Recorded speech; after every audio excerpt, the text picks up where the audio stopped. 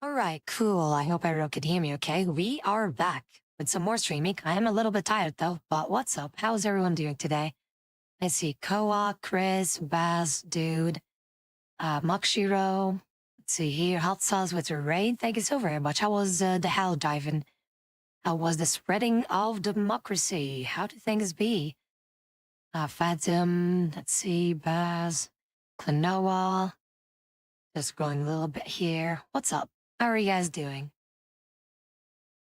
I'm sorry if I may or may not sound a little bit low energy, but I am just a teensy bit tired. I don't know why, but that's weird. Sometimes you can have one of those days, I guess. But, there we go. Let's see. Good old XK. Yeah, that's the fun part about Helldivers. That's what I really like, though, is that the combat is on a more larger scale. And that's why I feel like having more players in, well, I mean, it's not going to happen anytime soon, I think. But having more than 4 players in would actually be really fun, but it would be nice. Still, how are you guys doing? By the way, I watched the little thing of Metroid Prime 4. There's a thing in here that I've seen with the trailer, and it looks really nice. It looks really nice, and I'm looking forward to it. I'm thinking, see, Nintendo, you can do good stuff with the Federation, see? Like, I don't know why they haven't done that. Why they haven't done that in the beginning. So let me show you guys something.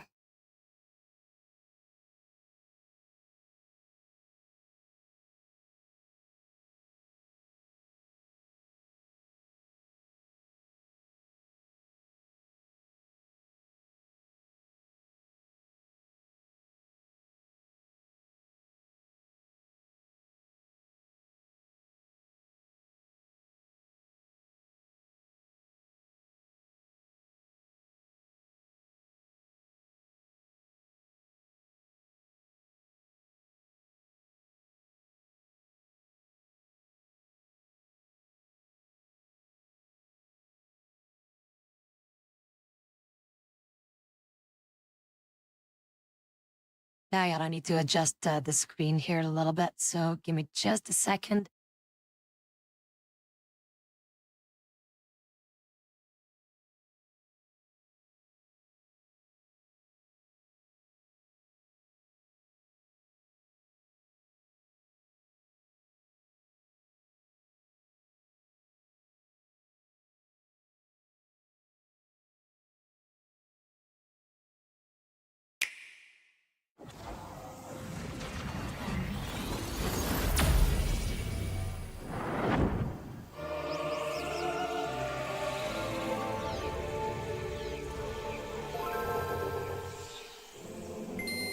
Explore a mysterious planet in this first-person adventure. Metroid Prime 4 Beyond.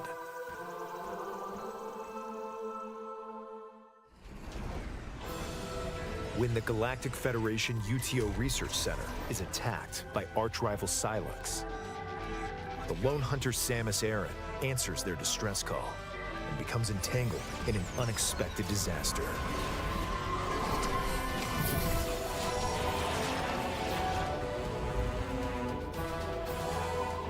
She awakens on an unknown planet called Vuros. Now, she must fight to survive the planet and find a way home.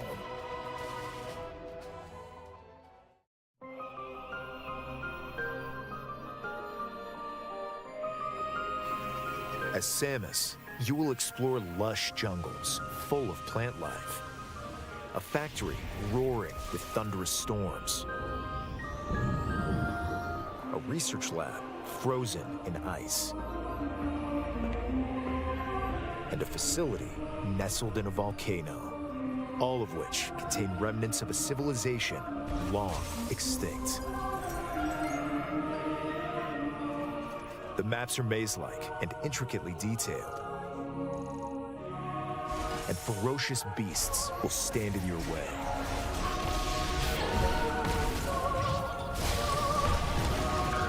The key to exploration is the scan visor, which you'll use to gather information from the environment. Why did this planet's civilization crumble? And what have they left behind? Could there be a clue to your escape?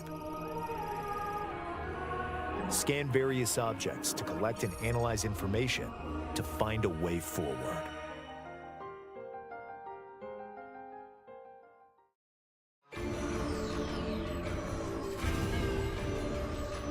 Your core abilities include Samus's Power Beam, which can shoot rapid fire or charged, highly accurate target tracking missiles, the ability to jump, the form-altering Morph Ball,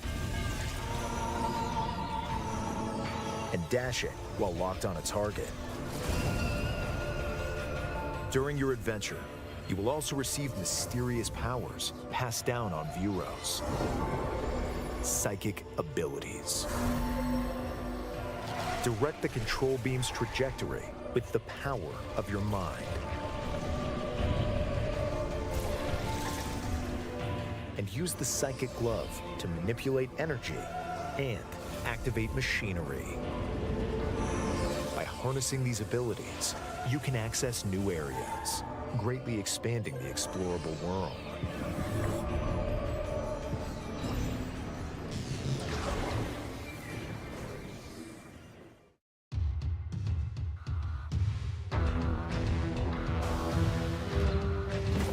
Money!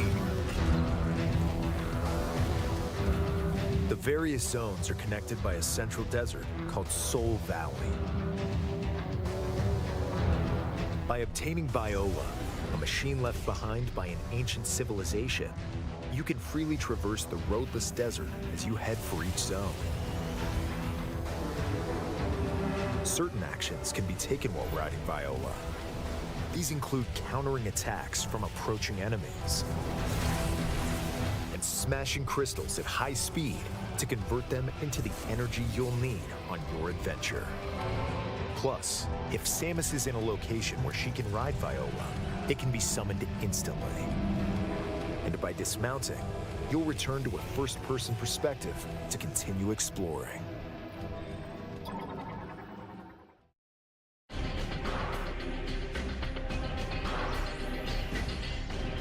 Like Samus, some Galactic Federation troopers were also transported to Vuros. Data received.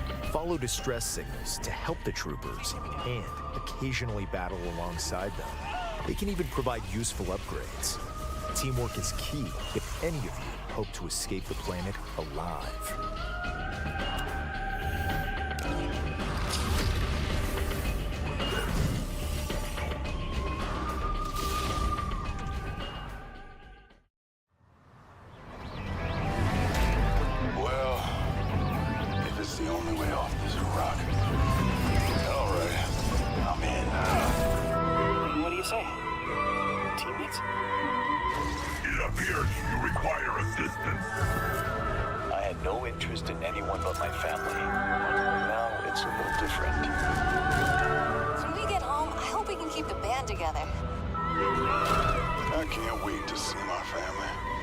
When I get back home, I'll be taking a much-needed leave.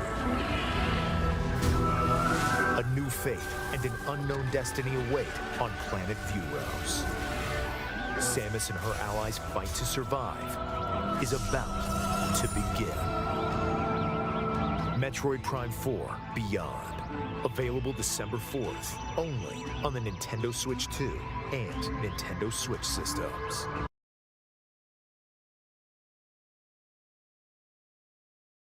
Like, after that is kind of funny where they're just like, oh, look at this. When you get that Switch 2, then you get the 4K Ultra Boogaloo saying, like,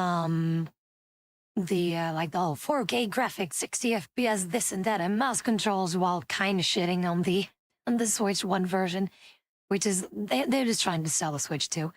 But what I really like, though, right, about this trailer is, well, it's kind of a spoiler too, so I wish that I wasn't spoiled, but the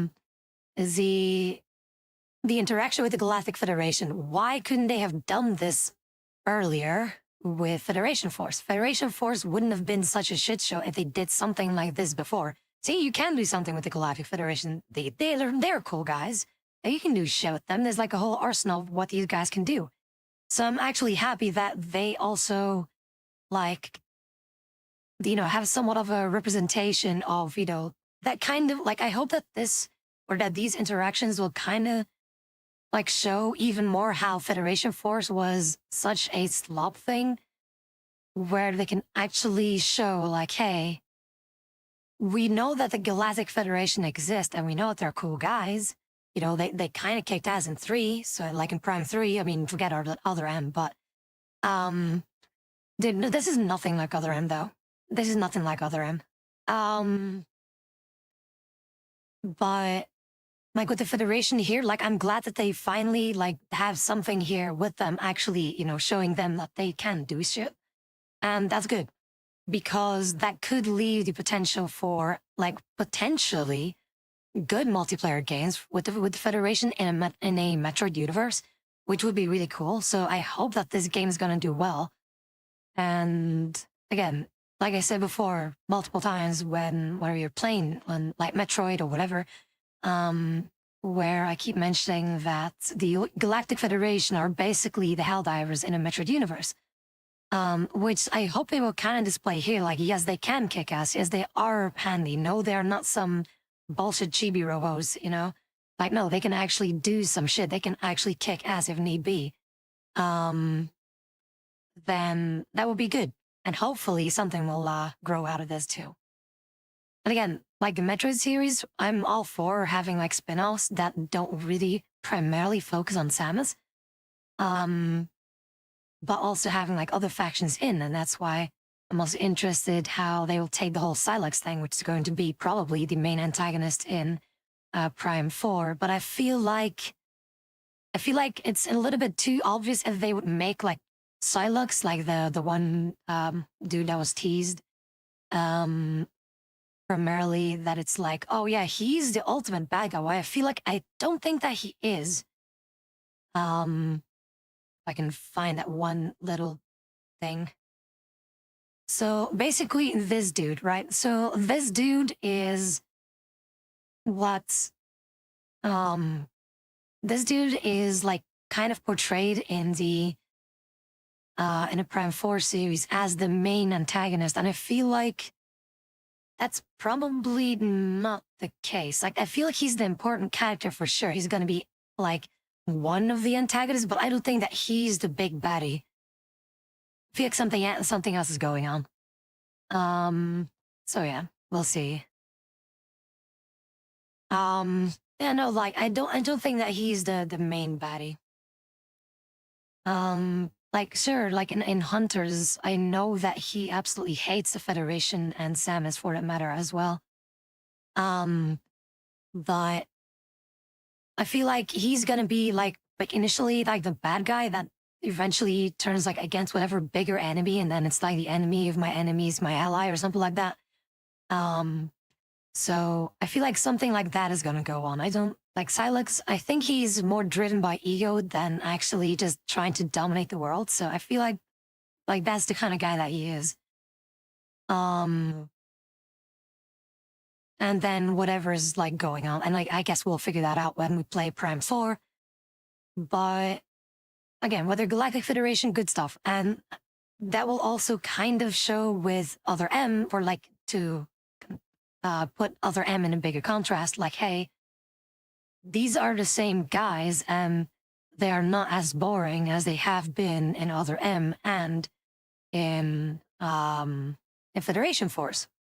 So that's why I'm really looking forward to see it happen, to see these interactions happen, and if they are, like there's also like an opening cutscene that I've already seen from like a demo gameplay thingies, where if Samus arrives, like they're all hyped to see Samus arriving. It's a very cool thing. With that, again, there is character behind the Federation, and I hope that they can do something with that.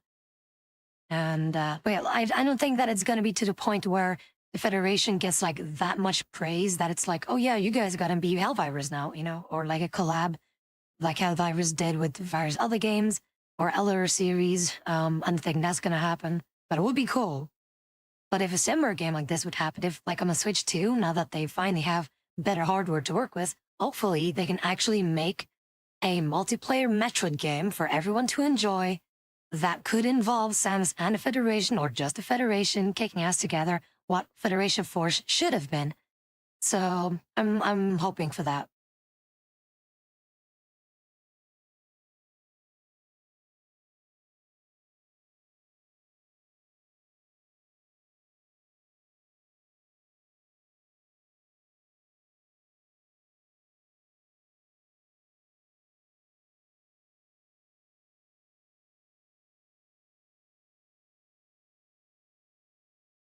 What I'm also curious for, though, is if this is Prime 4 and it does really well, what opportunities would there be for Prime 5 and 6? So you have a second trilogy. That's what I'm wondering. Like, I don't think it's that if they would have more, and this is entirely depending on the ending, of course, of Prime 4, I don't think that it's just going to be Silex over and over and over again. I don't think that this dude is going to be like the continuous asshole that is going to, try to intervene with everything. No, I don't think. Yeah, no, I don't think that this dude is gonna be the big baddie. Like he's gonna be like a very, like he is again like an adversary, an antagonist, but he's not gonna be the big bad of the potential new Prime trilogy.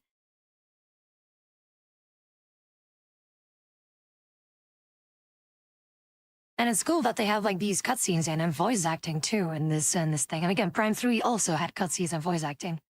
As in like all the Prime games had cutscenes, but I mean like more cinematic cutscenes, right?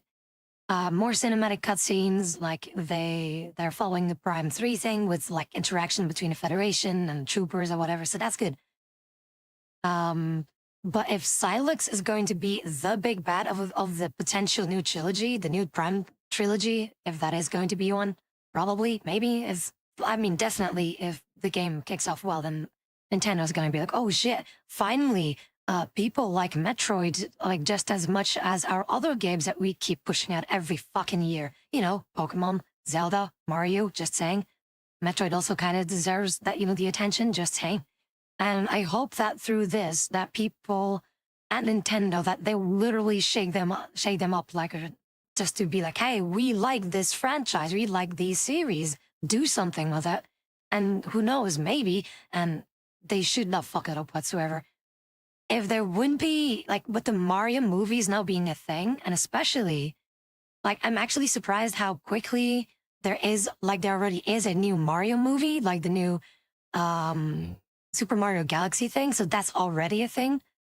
And so in such a short amount of time, then a movie of the other series is not impossible. But I feel like Zelda could be the next one, though. I don't think that they're gonna do a Metroid thing because it's not as big as the other titles. I feel like if Nintendo would make another movie or movie series based on their games, it's gonna be Zelda 100%. But if it's a Metroid thing, then yeah, it has to be live action or like super animated thing, like high detail 3D animation, like with some serious rendering going on. But yeah, like in a very realistic style, of course. But yeah, that's why, like with Metroid, they would have to, like, especially it's going to be Zero Mission, has to be. Like, if they want to start, it has to be Zero Mission. And then, yeah, that would be kind of interesting. And again, they did have like already like somewhat of a movie, right? Anime style, no, that would be no. For Zelda, that kind of would make sense because they look more cartoony, the characters. But for Metroid, absolutely not anime style, absolutely not. Unless it's maybe like Cyberpunk, right? Studio Trigger, where things are very bombastic and very explodey and shooty and stuff like that, then sure. But if it's just a regular anime style, like Studio Ghibli, Metroid, fuck that, no. Hell no. But like, yeah, Studio Trigger, Metroid, I could see that happen. I could see that happen. But like in a very serious tone, right? With the same like bombastic nature that it is, that I would definitely see that. But they know, like Nintendo has been doing some cinematic Metroid stuff before, primarily being Other M. And again, the storytelling is absolutely shit. The story itself doesn't make any sense whatsoever. But the cinematics, they look good for the time, especially on the Wii. For the time, it looks really good. It looks really nice. Like something like that, but even better with today's technology, right? But then a lot more action, a lot more cool shit. So they already tried doing somewhat of a movie with Other M. And they can put it like on a way bigger scale. Like if how would I say this? If the Galactic Federation would be implemented, I feel like it's like some kind of a very futuristic Starship Troopers kind of vibe. That would be cool. But again, it really depends on how Nintendo's going to approach this. This is why, hopefully, Prime 4 will kick off and be very thorough with the feedback of the game, so that Nintendo knows like what people like, what people love, that they don't just jump to certain conclusions where we just say we love Prime 4, but we aren't specific about what is good about Prime 4, because otherwise they will think like, oh, they just like Prime 4, then we'll just make Prime 5 anything that we want. No, they have to stick to the formula, basically. And they have to change things up. And that's why I feel like the area, as Chris has said, with the whole desert thing, I feel like I understand why they implemented it. Because before in the other Prime series, and you will see that because we will play through those before Prime 4 comes out, is that traversing through other areas was primarily done through loading screens, especially in Prime 3. There were so many loading screens where you just see an animation of Samus's ship flying or something like that, right? That's all you saw. And I feel like with this area, everything stays interconnected and there are no loading screens. Like there are no loading screens, and the entire loading screen is basically that desert. Like it makes sense for it being a little bit more open. Well, a little bit. It is vastly open. But in the sense that you can just do some random stuff around, and they kind of like Breath of the Wild ish, or Breath of the Wild is that area basically. But we'll see what the area actually all has. But everything's interconnected as far as I see without loading screens, and I think that is what they wanted to do. Like, how can we make something interactable, but that doesn't take a lot of resources to jump from one area to the other? And therefore, they went with like this very open thing that doesn't need a lot of resources, that doesn't have too much action. There is action, but not something too crazy where there's like a bajillion things being thrown at you, but more like you explore around and then you can drive to whatever area that you want at your own pace without a loading screen. And without needing to stop the game completely in comparison to Prime 3. And I think that is something that they probably tried to do, because that was genuinely a concern or an issue that people had with Prime 3, is that every time that you went to different areas, especially on the same planet, to go from one area to another, there was always a loading screen. And that was a bit of an issue. And I feel like with that is going to be, I feel like that's going to be a little bit difficult. So that's why, yeah, it's really something. But other than that, though, what do you guys think of the game? Well, of the trailer so far. By arch-rival Silex. The lone hunter Samus Aran answers their distress call and becomes entangled in an unexpected disaster.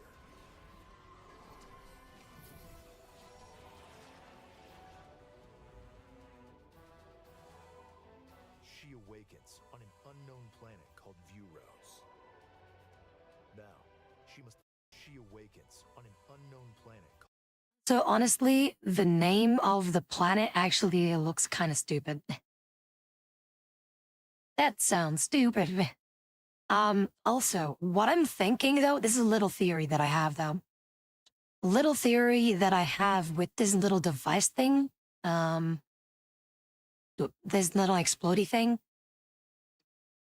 I think, like, see, like this is this device here that the Federation is protecting here.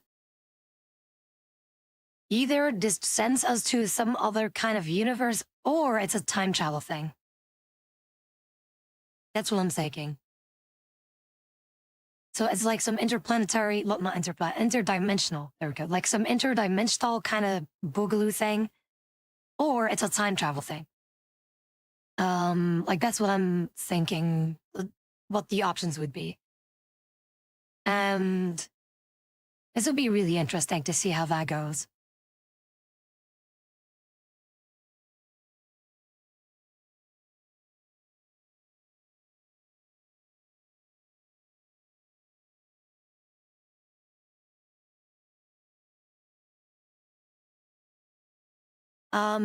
Time travel has never been a thing in Metroid, so it could be the thing here in Prime 4. But with dimensional travel, that was a thing in Prime 2. In Prime 2, you basically traverse through 2 dimensions, but they're basically the same planet. So you have Aether, which is the planet that you land on, and then there's Dark Aether, which is corrupted by something that crashed into the planet, that turned or that shifted the planet into the 2 dimensions, which is something that you will see, right? Also, are Metroids dead or extinct? Well, this is, again, the timeline is very different. This isn't in sequence. The Metroid games that have been released are not in sequence. The Prime series takes time before, let me double check on something, because I don't want to say the wrong things. But Prime 4, the Metroids are normally all still alive. Let me double check on some things. Let me see here. Just double checking some things. All right, so yeah. What happens here though is, so first off, you have Zero Mission, or basically first the training of Samus and with the Choser, when then Samus's colony got exploded. This and that got raided by Ridley. That's why Samus absolutely hates the guts of Ridley in its entirety, because Ridley is an asshole, which he is. So the childhood of Samus, and then she was trained, and then they got betrayed by their own thing that they've created, Mother Brain, basically, because Mother Brain was like, "Hey, I can do shit better." Yoink, and then just basically charged the Metroids against literally everyone but them. And then Samus has to go fuck up Other M, not Other M, Mother, Mother Brain. Same thing. Other M is basically a pun of Mother Brain returning, basically, because in Other M they kind of recreated Mother Brain, which is like, why would you do such a thing? But yeah, Mother Brain, pew pew, fuck you, Mother Brain dead. Okay, cool. So after Zero Mission, which is Samus's very first mission on her own planet, well, not her own planet, I guess, on Zebes, that is, cleanses the evil of Mother Brain and Ridley and Kraid. Kraid is another like goon, basically. And then the Prime series starts, right? So then you have Prime, Prime Hunters, Prime 2, Prime 3, Federation Force, we keep that in quotations, and then Prime 4, and then Metroid 2 happens, which is when the Federation is like, you know what, fuck these Metroids, let's exterminate them. So this is before all the Metroids got exterminated.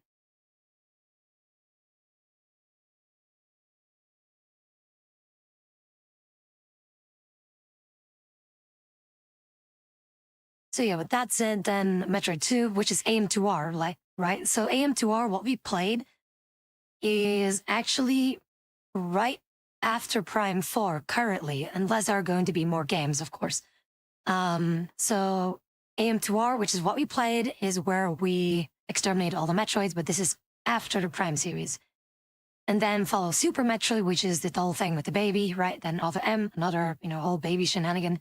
Then Metroid Fusion, and then indeed Metroid Dread. Canonically speaking, Metroid Dread is the final game in the entire Metroid timeline so far.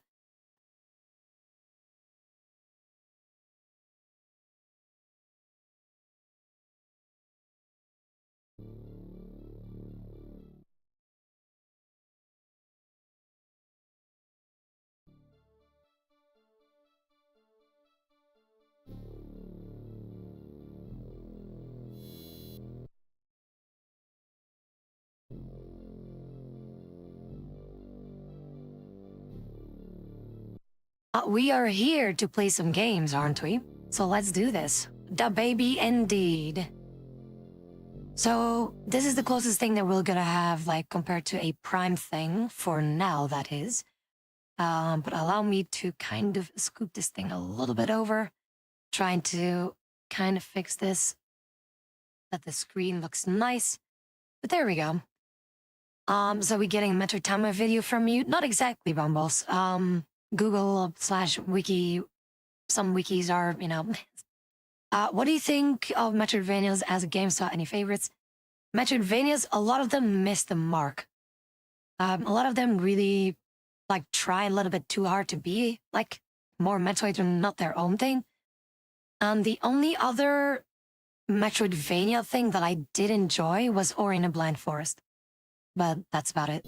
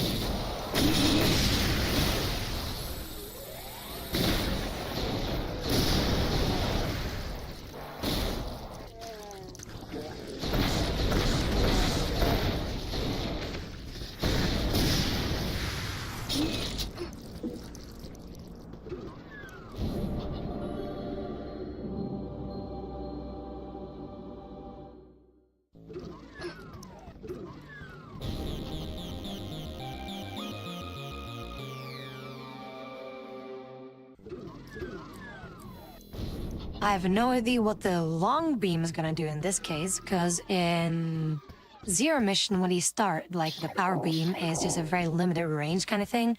But the long beam, I have no idea what this is gonna be. Is this a, like snipey thing? Is this a real gun?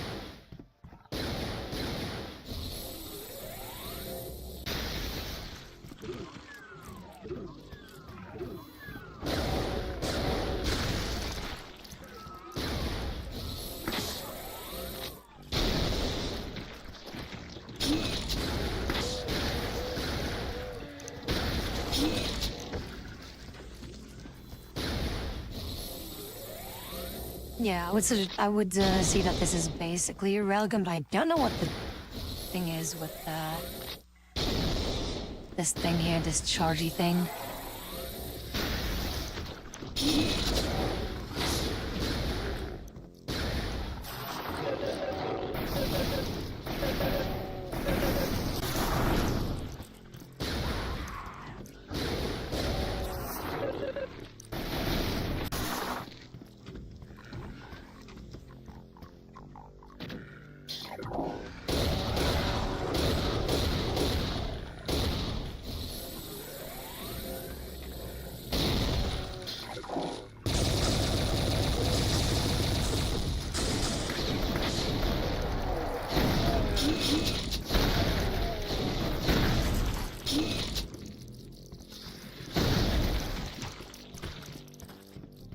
Thing is, I think the long beam already pierces by default, so I don't know. I guess it's just good for consistent range thing, because it's always dead center as far as I can tell.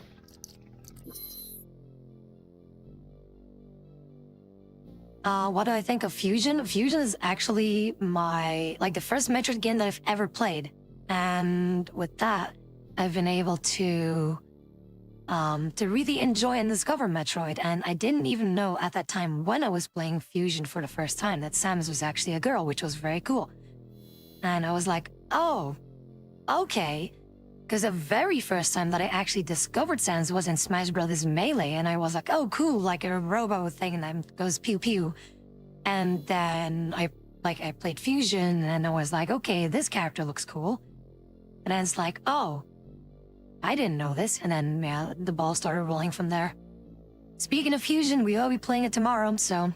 Well, tomorrow and Sunday, probably, depending on how long it takes to beat the game.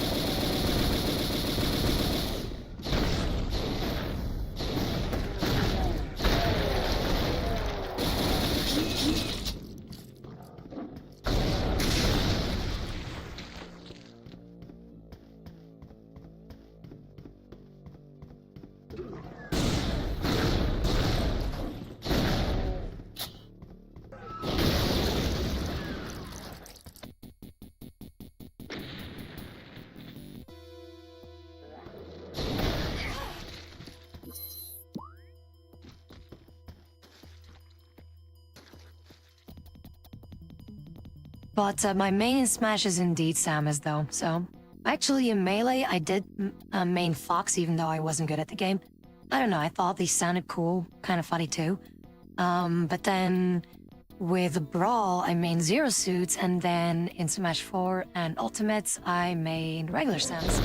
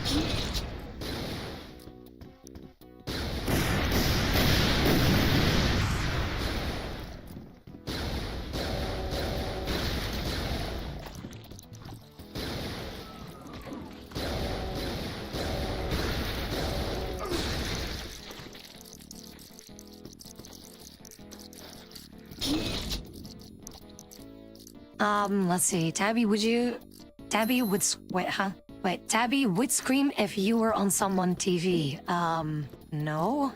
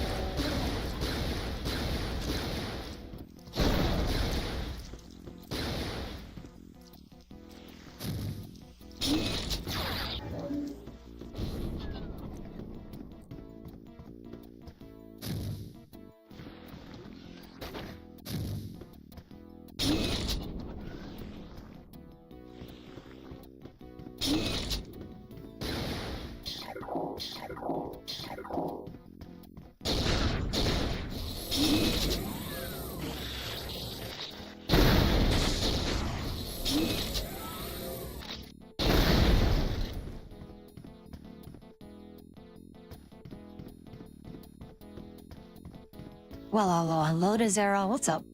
We're currently playing some, real Metroid Prime 4 I don't know. Metroid Prime 4 is not gonna be this brutal, don't worry about it.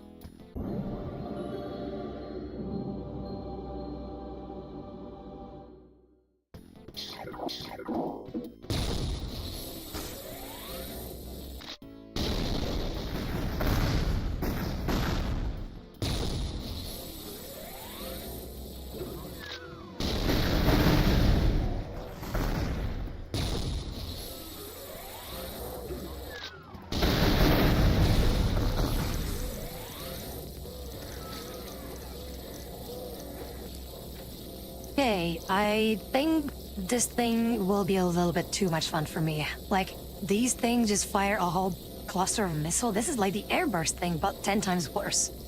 I'm doing okay, Zero. How about you?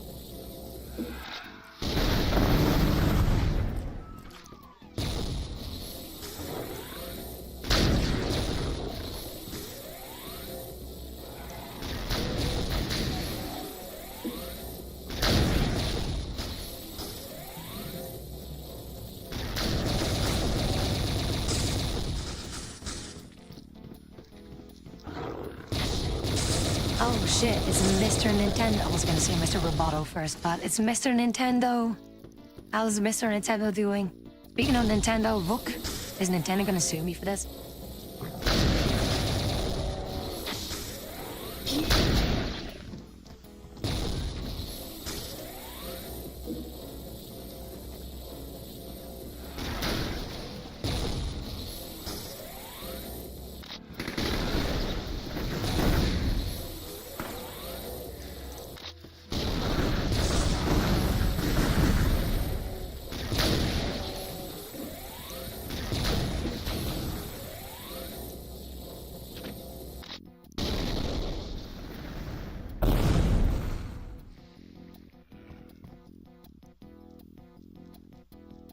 Yeah, I would say that this thing is arguably very OP. I just launched one of those wave missiles in there and that entire room got absolutely deleted. I'll take it.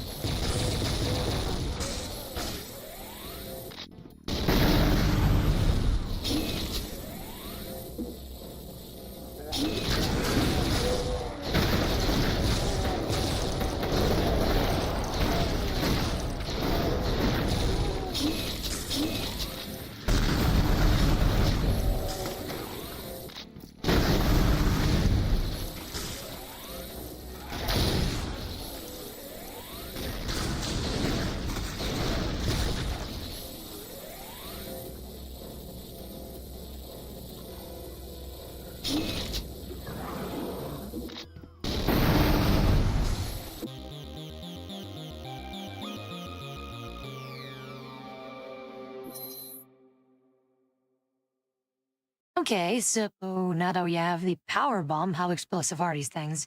Like, are these a fusion power bombs or are these other M power bombs?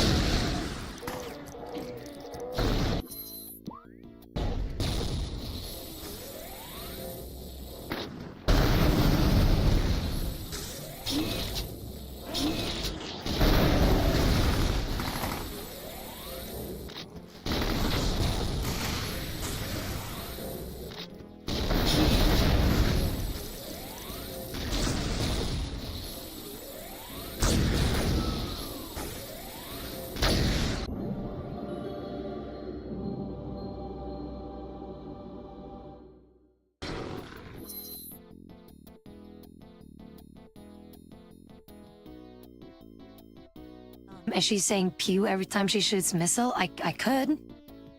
Should I be saying pew every time I shoot a missile?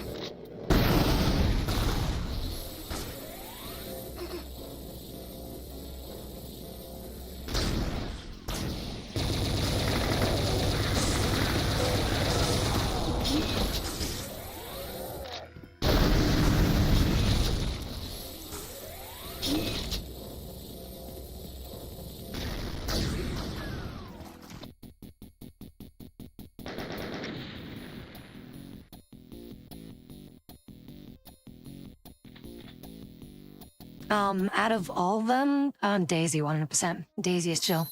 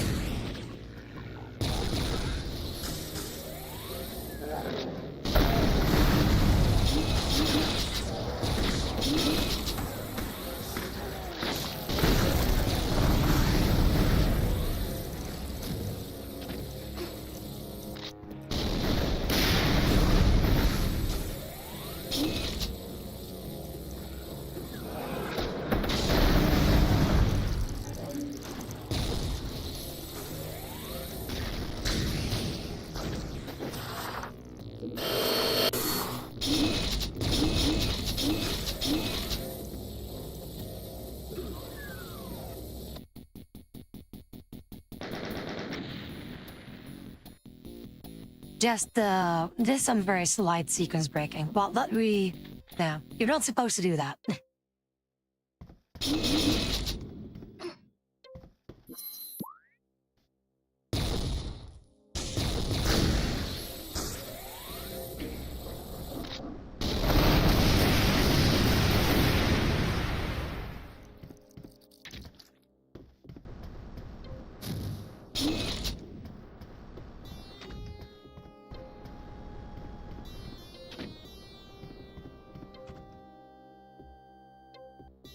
Now this here is the final map of this episode, and then there's 2 more to go.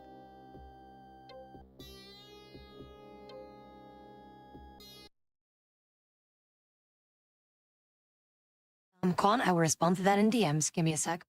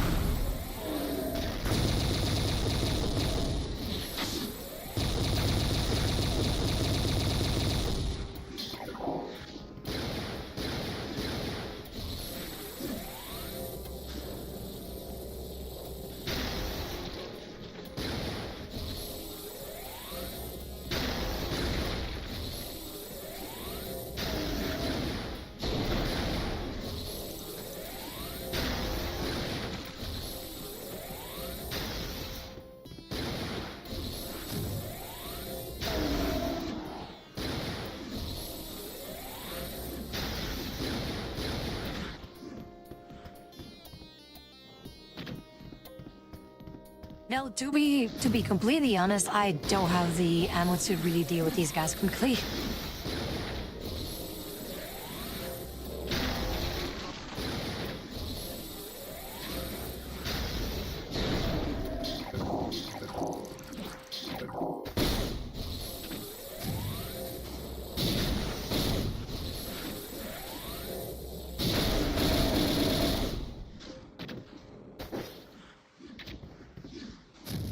Your dog Chip says hello. Hey there, Chip.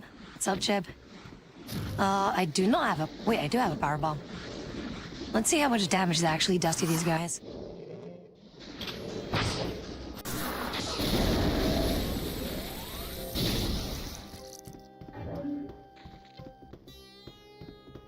Well then, that works. GG. See, this is why power bombs are very, very dangerous.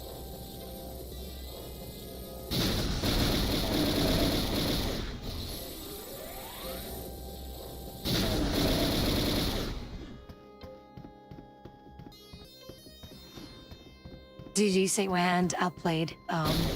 Skill only.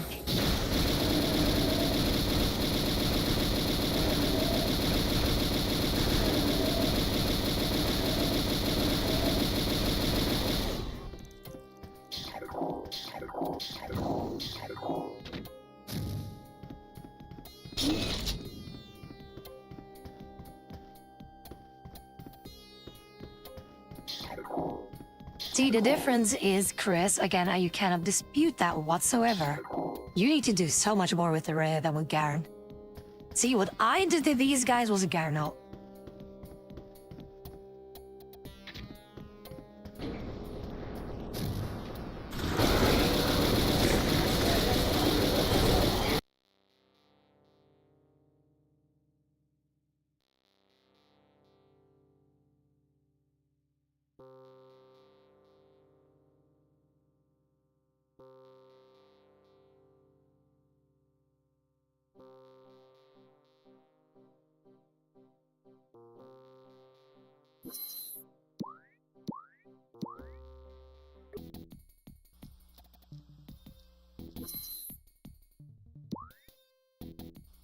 And this is where our second adventure would begin.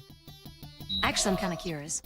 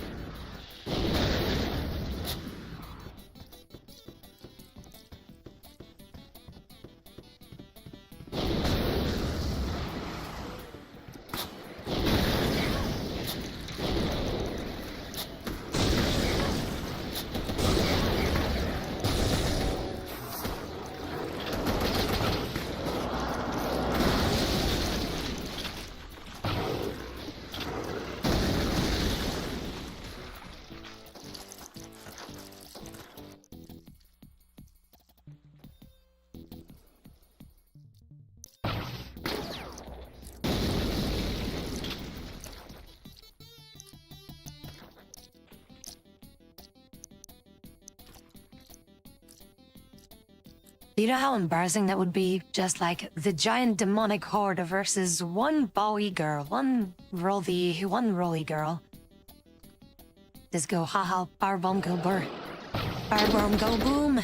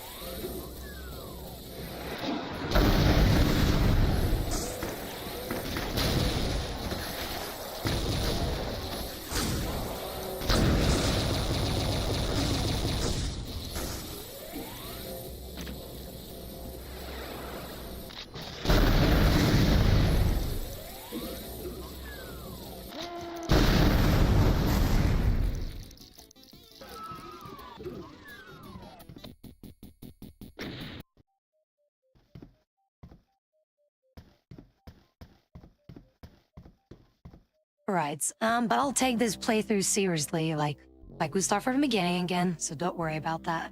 Thing is, the ending of Doom 1's, or E1M8's, or the final piece of episode 1 in Doom 1 is you going through a teleporter that basically spawns you surrounded by demons, that everything is just infested with demons, and that was basically the ending.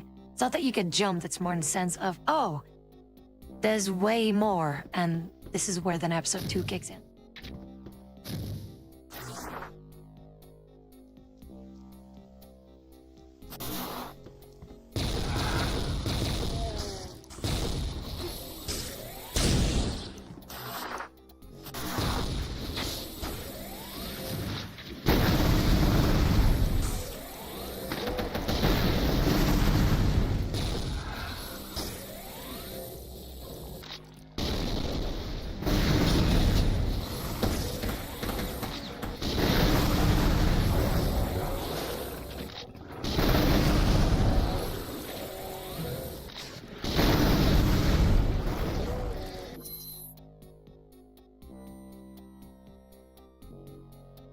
The thing is, with this Metroid thing, there's still one more beam in this thing that I cannot use even with cheats. So I will need to play through the thing. I think that would be the equivalent of the BFG in this thing. So this will be in the later levels of of episode 2, where we will discover, probably, if I had to guess, it's probably the hyper beam, but then like times 100 or something like that. We'll see how that goes. But that will be for next time when we play this thing. Seriously, that is. But for now, I feel like playing something else. I know that I've only been an hour in, but I mean, like, there is a thing that I would really like to do to play a little bit of Time Splitters. I don't know, with the new Time Splitters thing, that is just around the corner, figure of speech. I don't know, I just feel like just playing it. And it's also, I think it's a lot more quirky and just fun to watch, I think, in my opinion. I do enjoy playing this, don't get me wrong, I really enjoy playing this. But I feel like Time Splitters has a certain charm to it.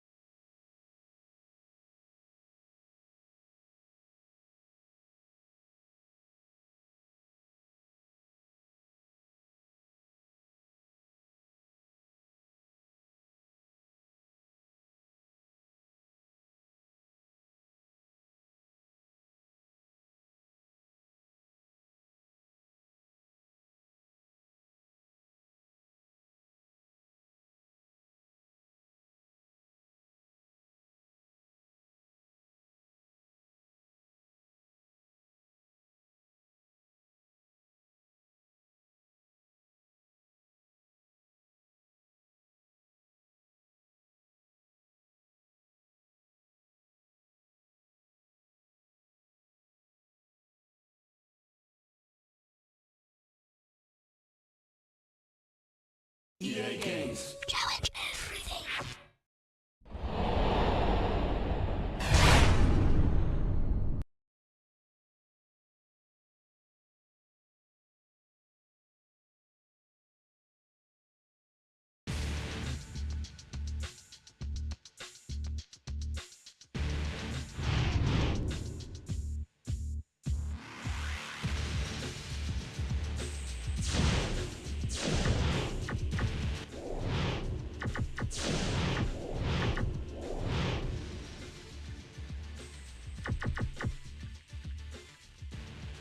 Oh boy, we are here at the Elite League. But I'm already happy that the Honorary is already done as well.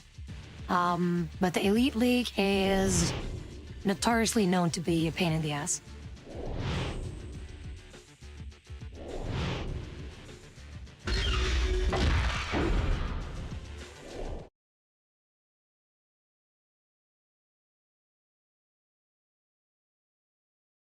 Have I ever played Prime Hunters? Nope, no I have not. 3, 2, 1, go!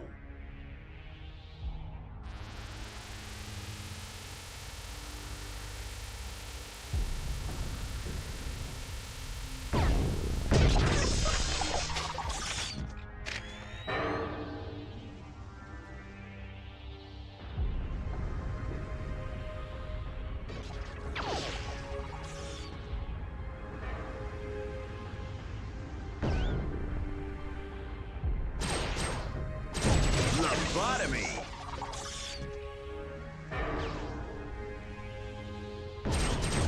Killing spree!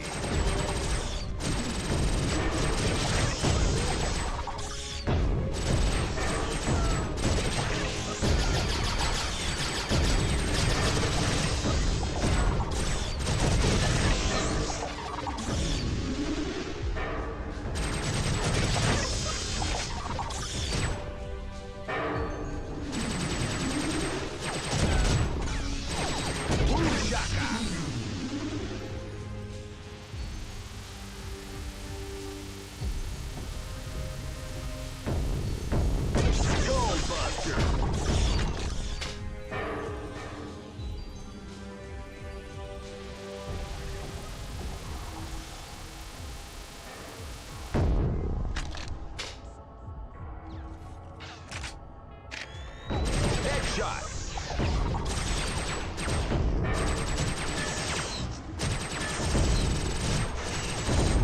Killing spree!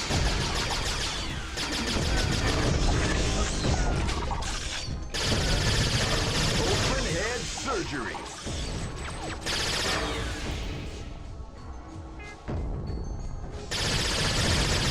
Lobotomy!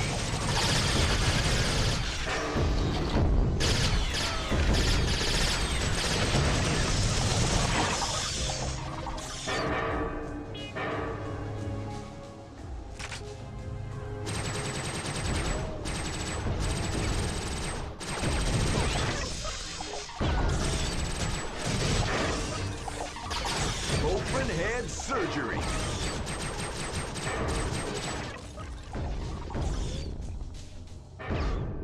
Headshot.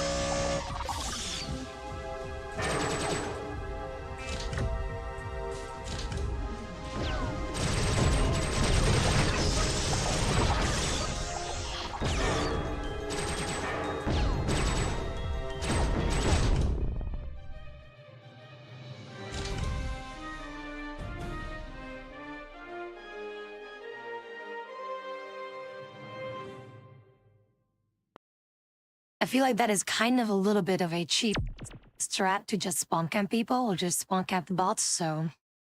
But I don't really like this game mode unless it's with players.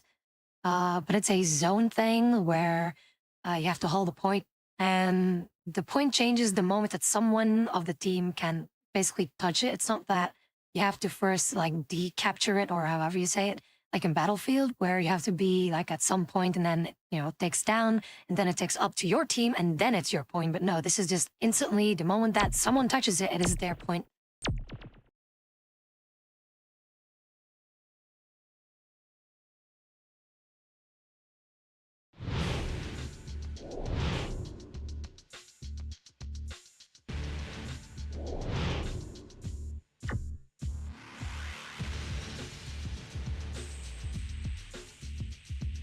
By the way, Quan, if anything, if we're gonna play Time Splitters Rewind, which is what's going to happen, I will absolutely make no or have no hesitations whatsoever to beeline it for you first.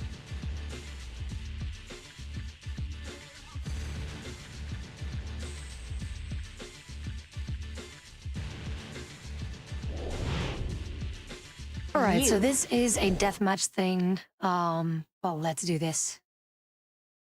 Let's do this. 10 kills, just as fast as you can. 3, 2, 1, go!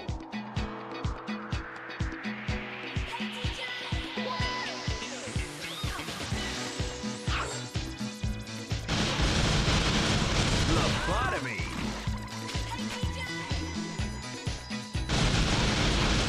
Headshot.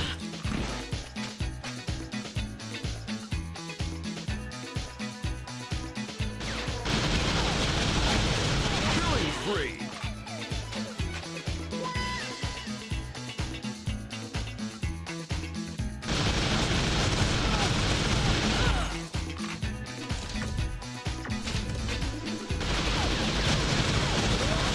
Lobotomy.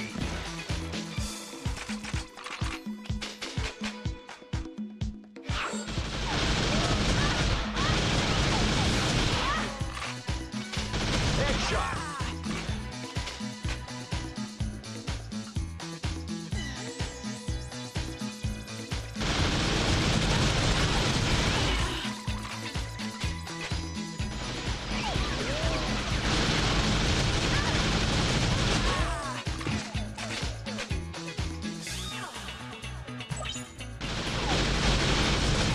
Open head surgery.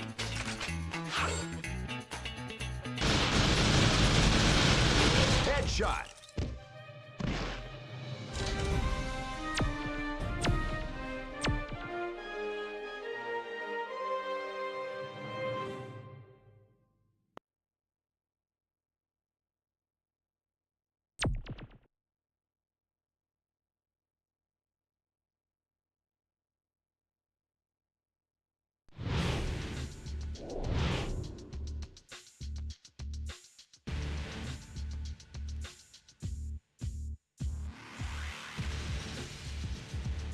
Oh, wait, yeah, okay, I was already thinking, like, who the fuck is Stumpy again? But it's a clown. Oh shit, it's Mr. Voice again. What's up? Mr. The Voice, that is. What's up? Welcome in. Indeed, more Time Splitters. We did some Metroid Doomin' before. Also, my cat demands my attention. But yeah, we're currently blasting through the Elite League thingy, and hopefully we will be able to do this properly. Also, Captured the Bag. I am absolutely terrible on this map because I don't know the map layout.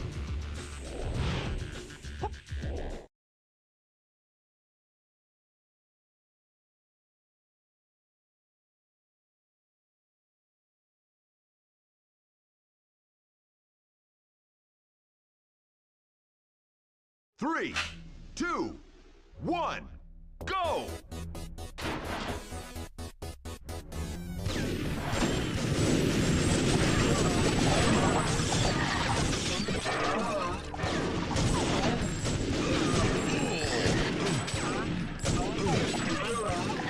Blue bag stolen.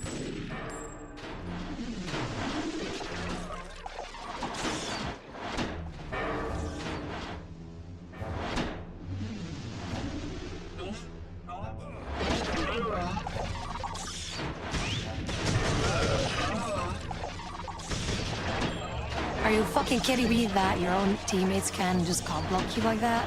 That was annoying. Red team That scored. was super annoying. I'm like, sometime they'll move, right?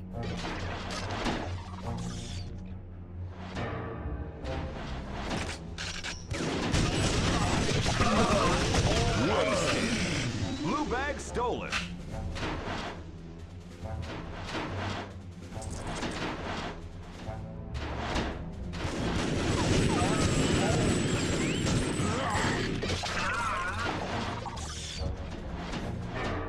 Red team scored.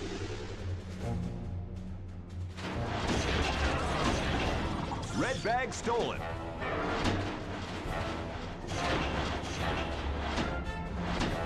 I don't know this map layout. It's such a confusing maze-like map. Where's the bag? Blue team scored. Blue bag stolen. 3, 2, 1, Go!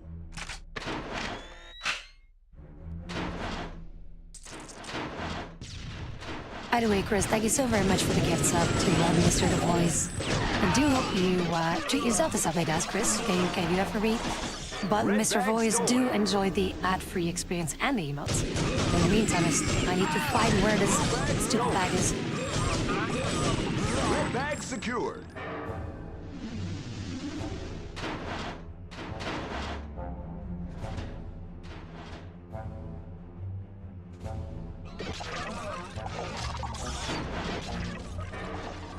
Red team scored. Red bag stolen. Blue bag stolen. Red bag stolen. Wasted.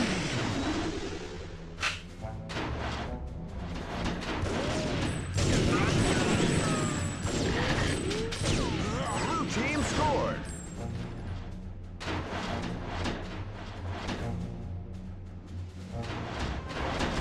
Red bag stolen. Red bag secured.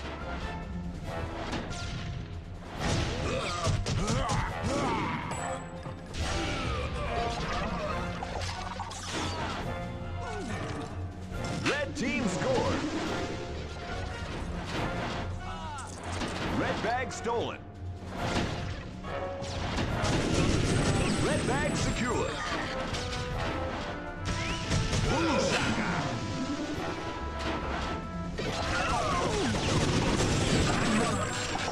Red bag stolen.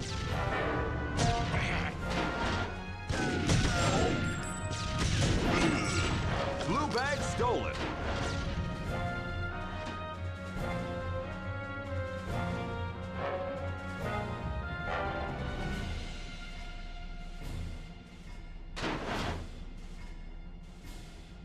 Red bag secure. Red team scored.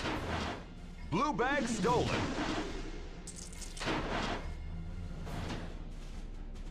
Blue bag secured.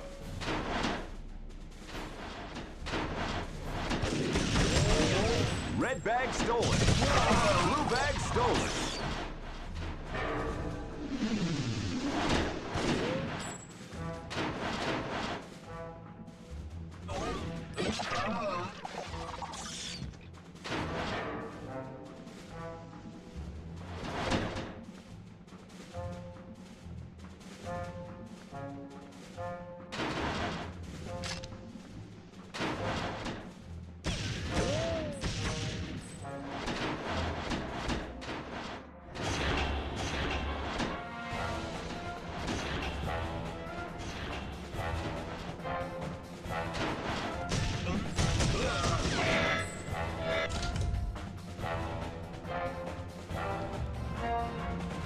Dude, are you fucking kidding me though? Really?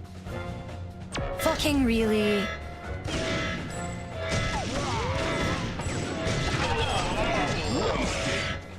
Blue bag secured. Blue team scored. 3, 2, 1, go!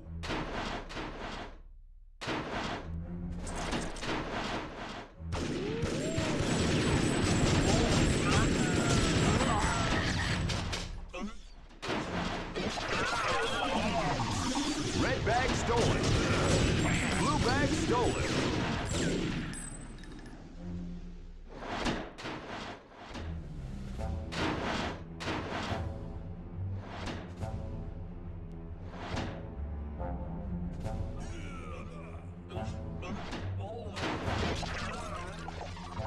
Red team scored.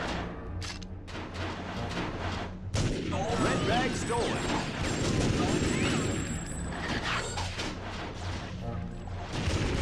Red bag secured.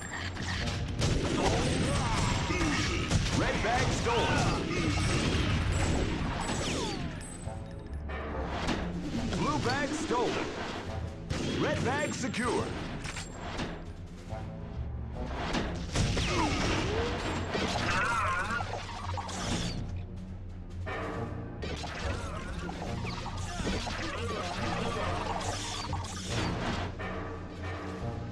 Red team scored.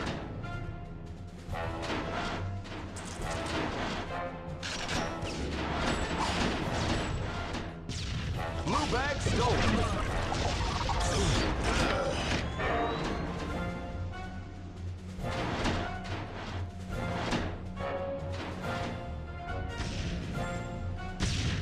Blue bag secured.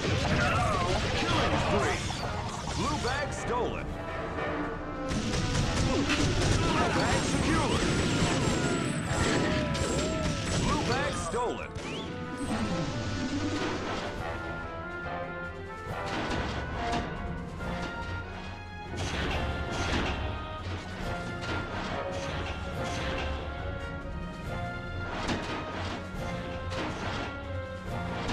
Red team scored.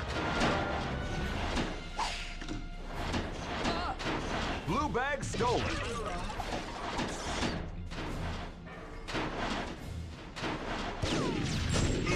Wasted.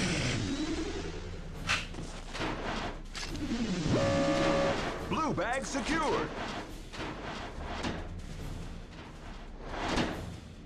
Red bag stolen.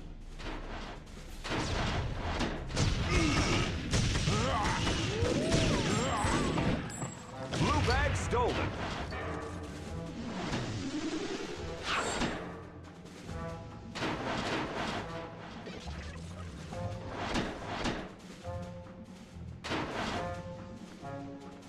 Red team.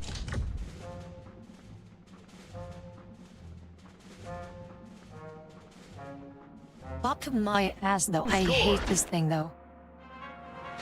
I hate this map so very fucking much. Lobotomy.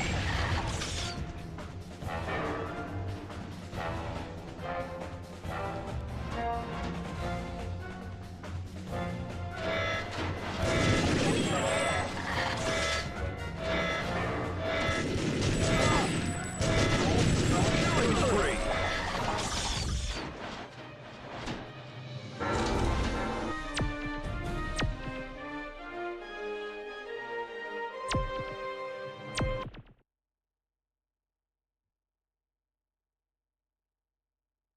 Alright, cool. I'll say it, Olivier. What's up? Welcome in.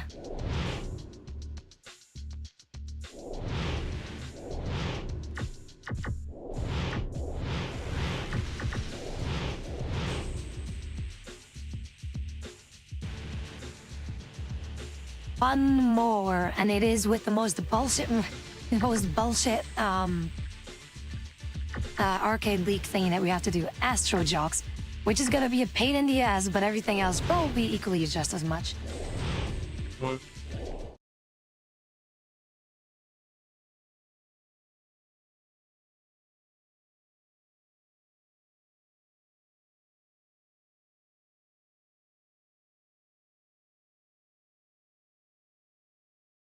Three, two, one, go!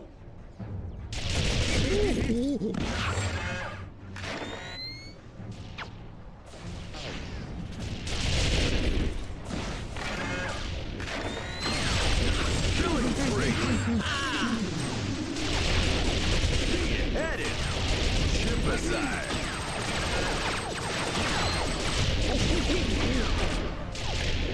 Killing spree.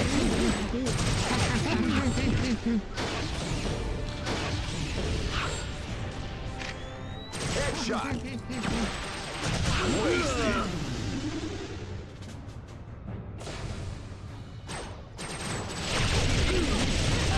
Blue shaka. Lobotomy.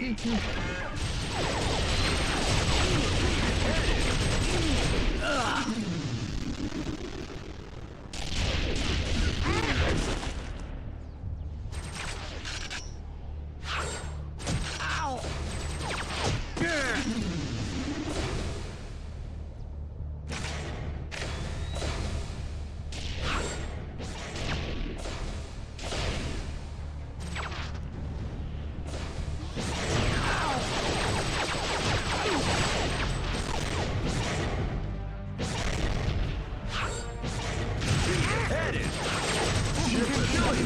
Wasted.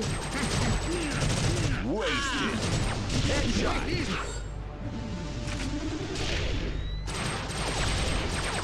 Lobotomy. Killing spree.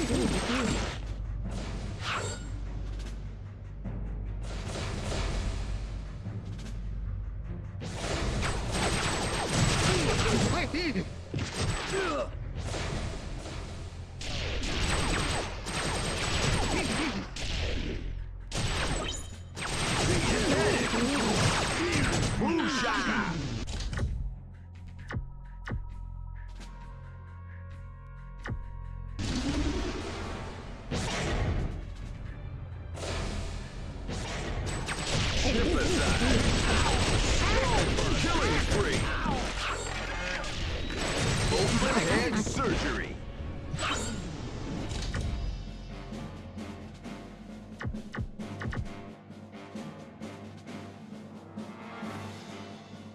Yeah, I'm not gonna make this one.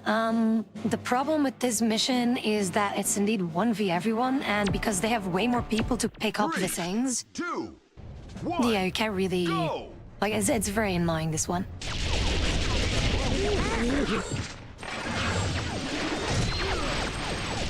Killing spree.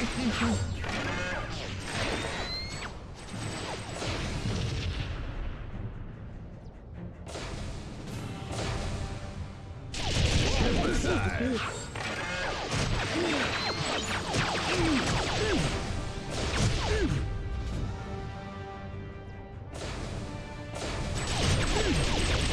Lobotomy.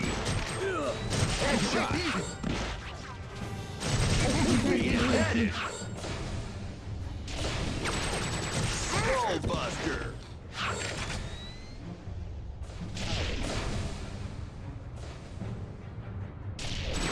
Shipicide.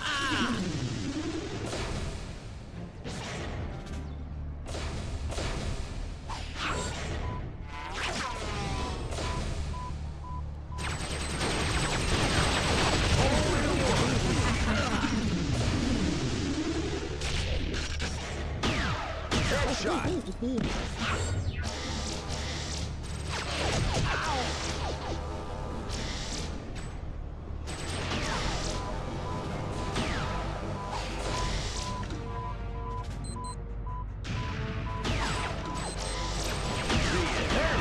Killing spree.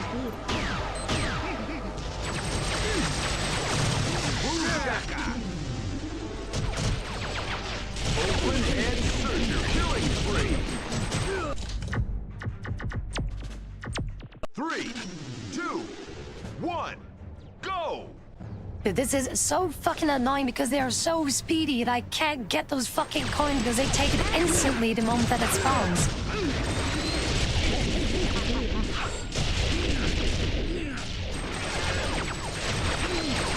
Wasted.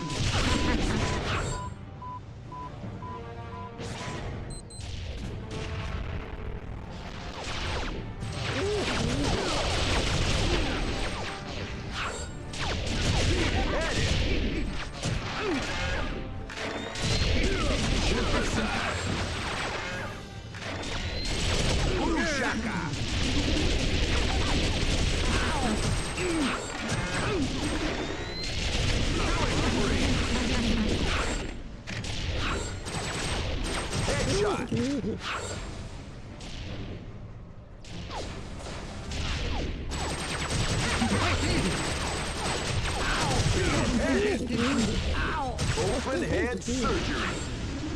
Shipicide. Skullbuster. Killing frenzy. That's gotta hurt.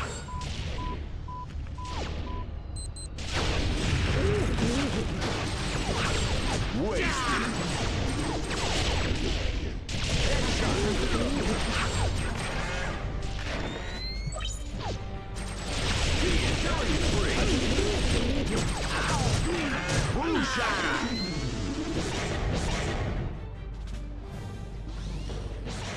Shipicide.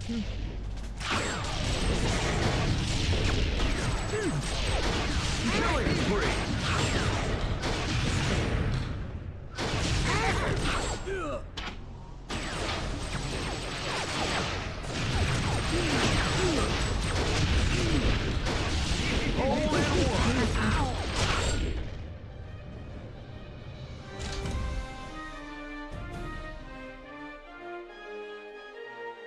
No, you fucking god though. And also what really doesn't help as well is the controller aim. It's so slow. I absolutely hate controller aiming.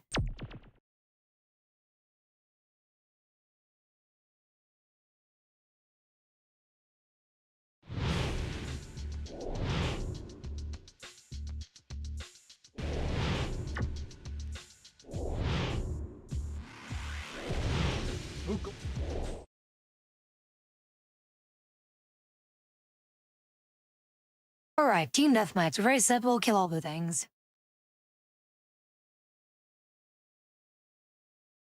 Three, two, one, go!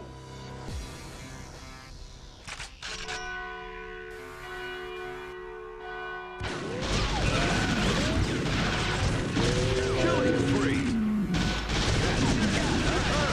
Boom-shaka! Killing spree!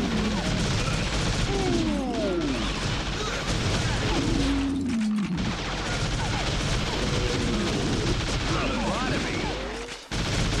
Headshot! Wasted!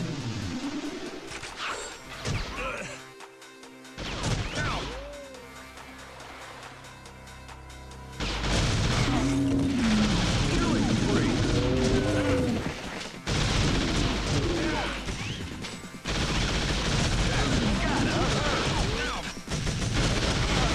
All in one!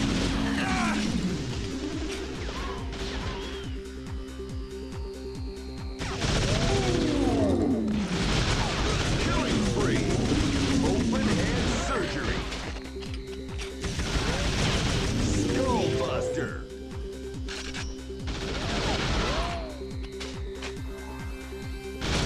Lobotomy!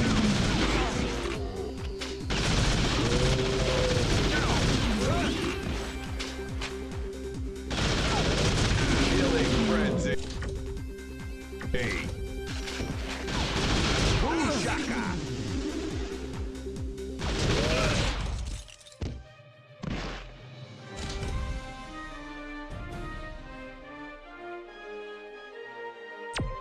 Again, why couldn't the mission just be something like this? Just gun them down, there we go. See?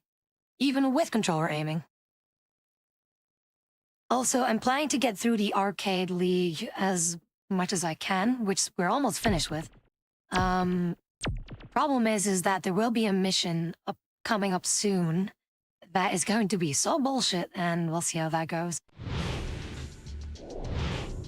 Now, Mr. Voice, if by any chance that I get lucky with the spawns, if that would be the winning, the winning condition, first try, then can I claim skill issue of you trying how many times did you try?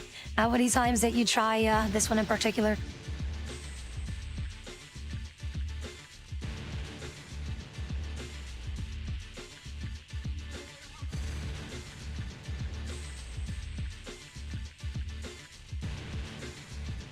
Now, I am 100%, let's say 99% sure.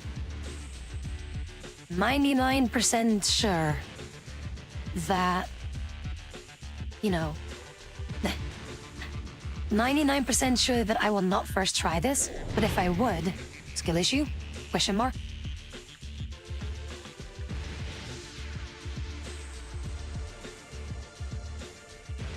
So basically what we have to do is we need to kill everyone as fast as possible in 2 minutes and 15 seconds, and it's elimination, meaning that everyone has a set amount of lives and everyone needs to be depleted of those lives within 2 minutes and 15 seconds.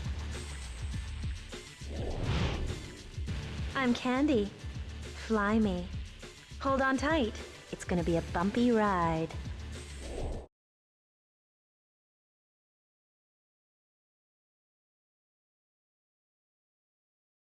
It's not gonna be easy because the map is quite big and the spawns are all over the place.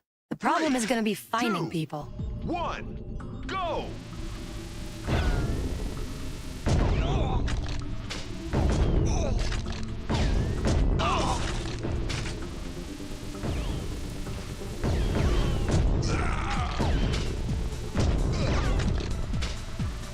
Killing spree!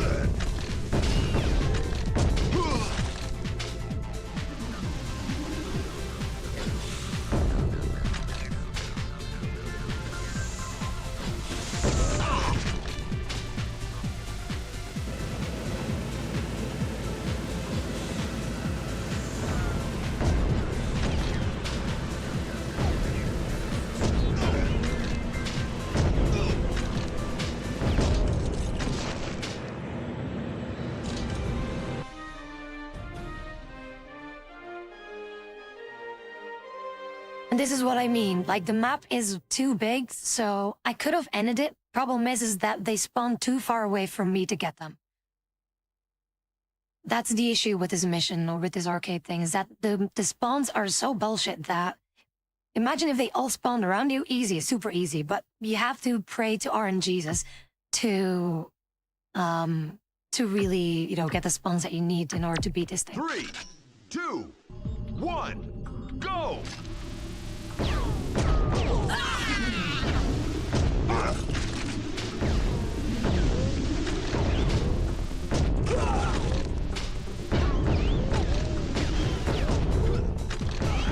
Killing spree!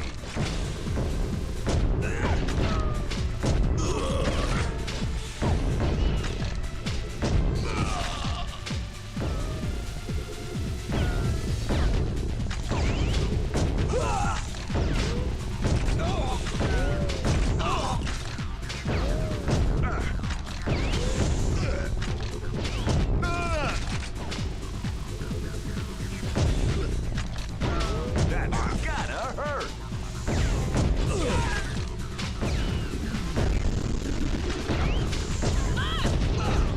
Ooh, shaka!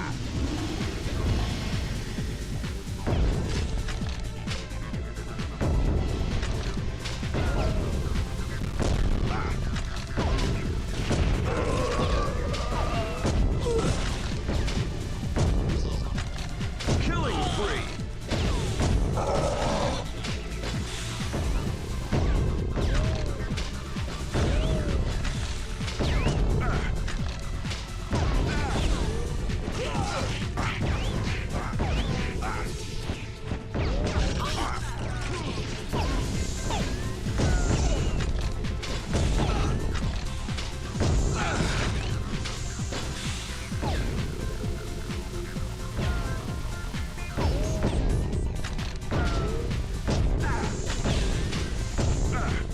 Wasted!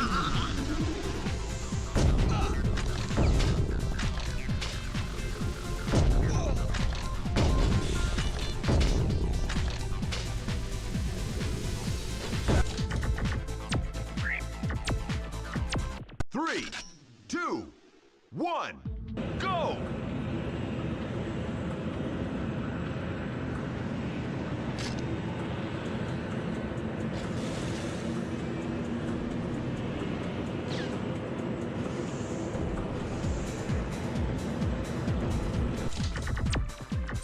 Three, two, one, go!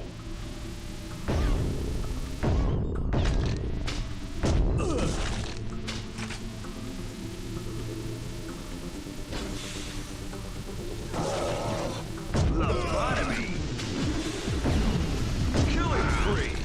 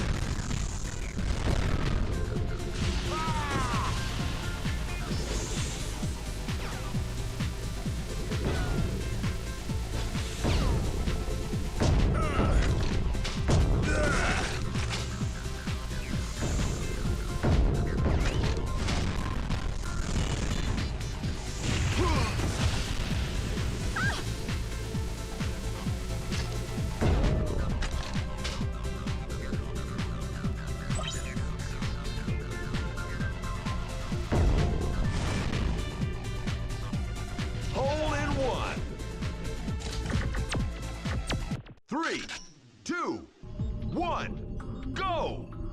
Again, these fucking bullshit... these fucking bullshit spawns that widely spawn so far from me.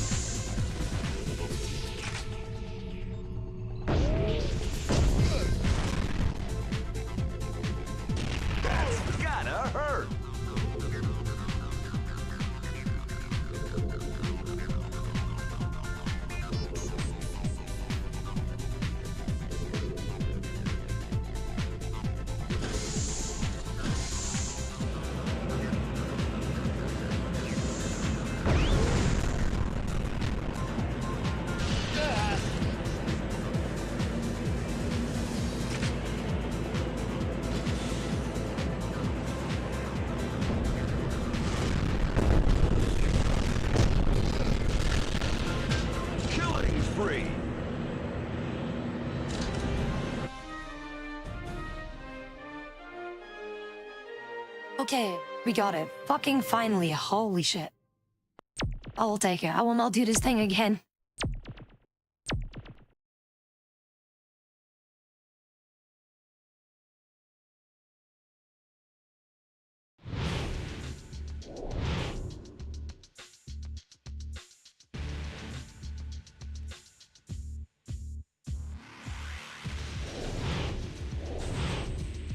And just like that, we have at least gold on everything in the arcade league thing.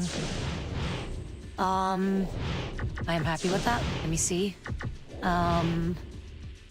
We still got quite a bunch to unlock as far as I know.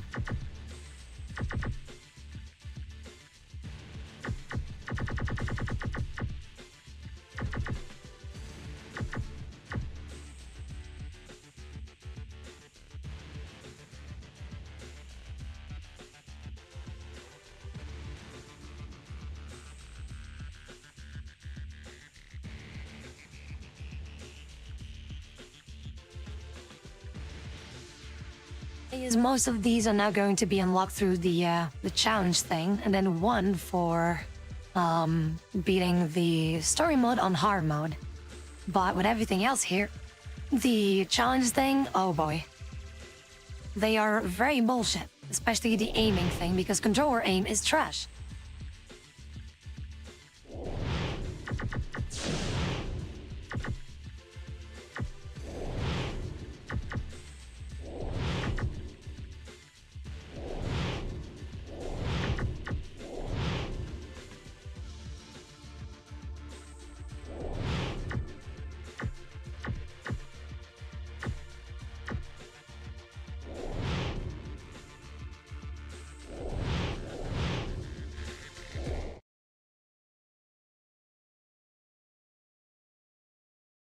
Let's try this thing again.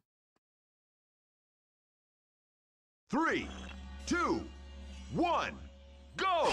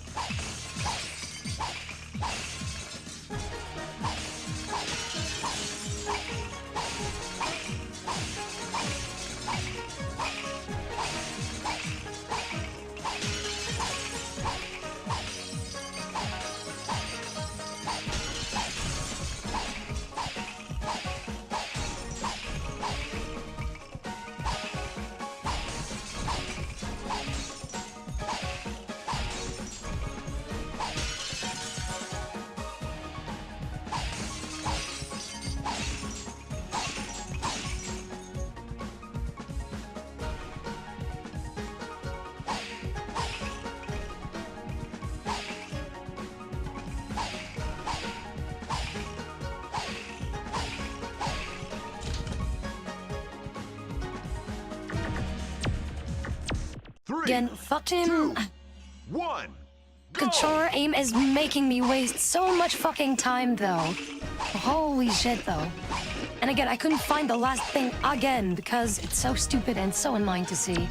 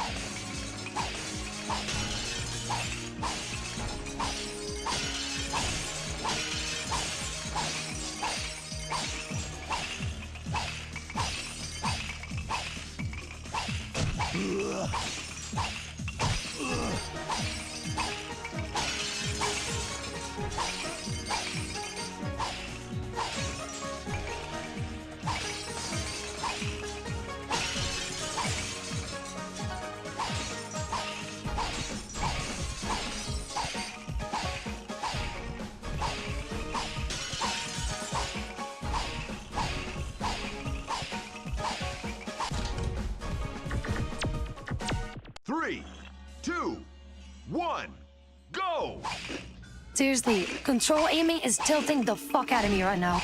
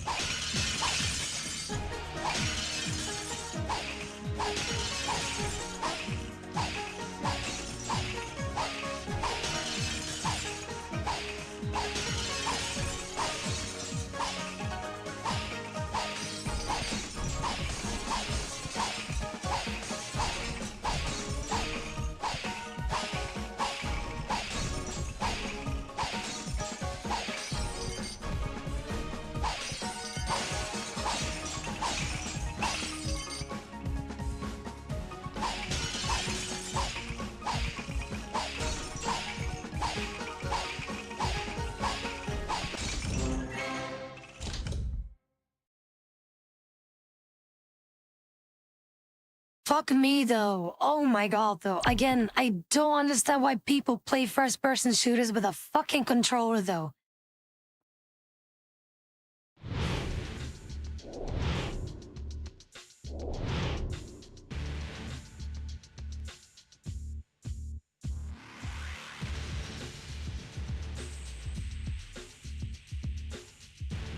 It's absolutely insane. And I remember one time when we built this. No, you guys cannot do the things that you're supposed to do with the controller.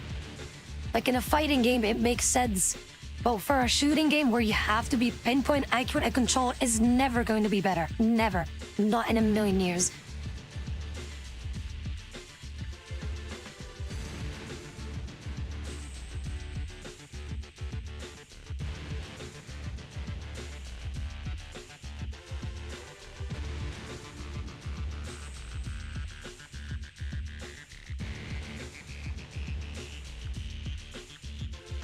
That's why I'm going to be happy if there is going to be some kind of a thing.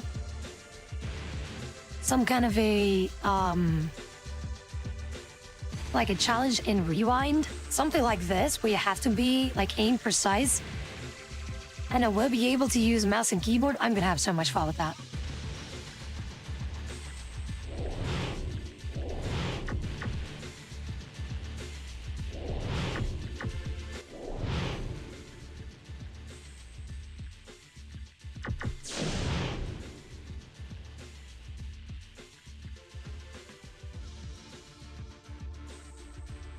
But yeah, I'm gonna be cheesing through those things. If there are any pinpoint accurate kind of things that you need to have, I'm gonna be having a blast with that.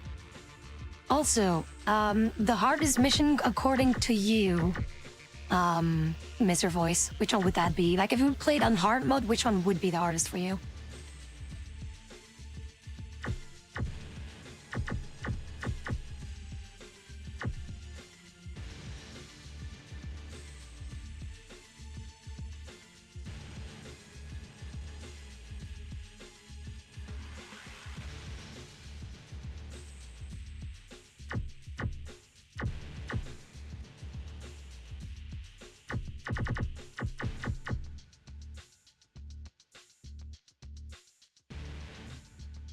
Yeah, I would also say the Hooded Man, and then the second one for me that would be a bit hard is the Russian Connection.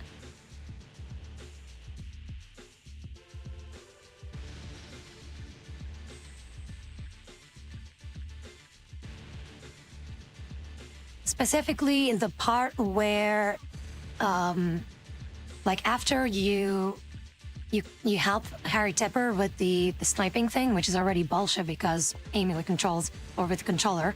But then when you get into those houses with like holes and everything, like the enemies there can already shoot you from like any height, and they would just blast you like crazy without you even being able to see them.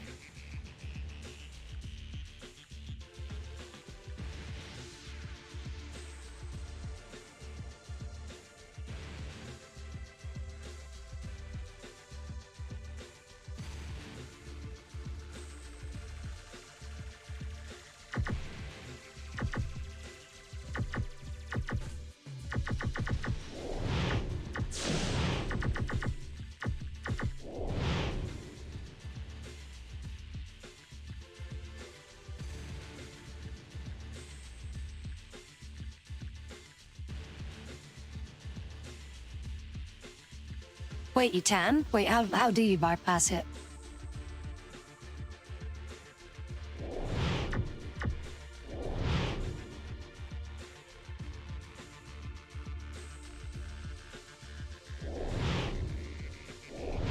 It's time to split!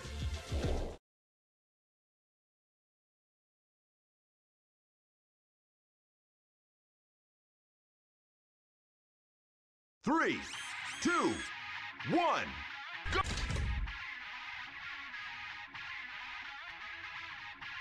Now I know that this thing is also going to be in Rewind, but again, this is entirely different because controller aiming. Oh!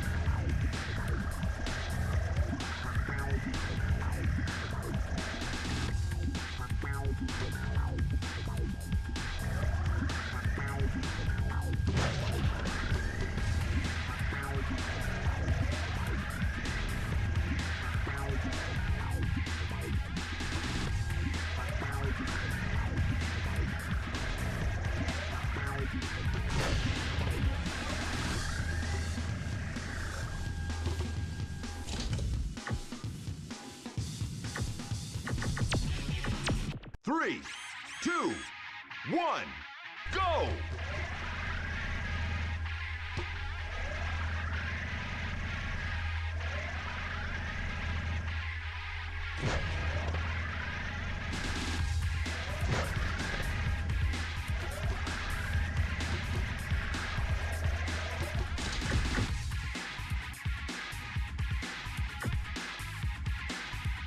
Oh my god, this thing is also tilting the fuck out of me. Fucking pull one of those things out.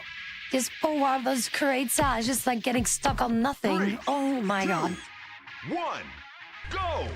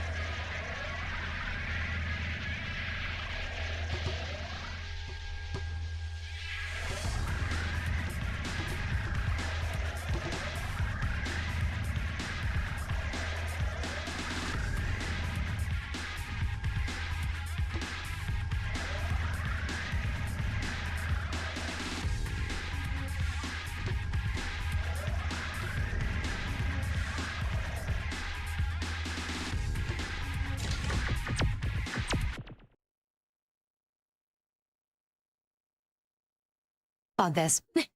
Fuck this. This is exactly why I have never, ever been able to 100% time splitters. This is the exact fucking reason.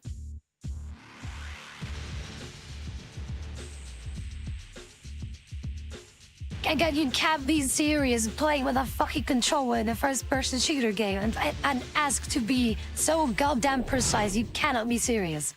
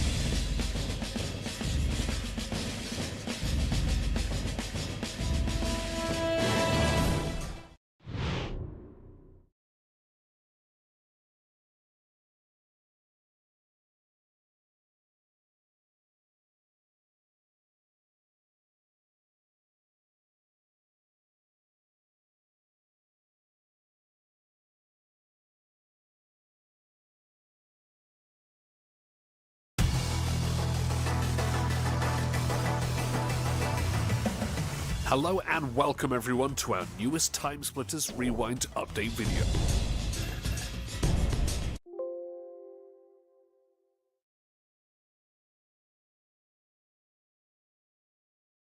Mind you, this is what Mr. Voice sounds like, so you can put a voice behind it.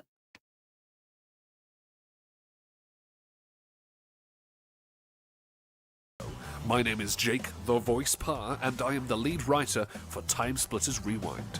Well, first of all, happy holidays! The team has been very busy this year with a very successful first QA release build and plenty of changes to follow. In fact, we have so much to show that most of this video is going to be simply a showcase, more in lines with our traditional showcases. Of course, keep in mind that all of this is a work in progress.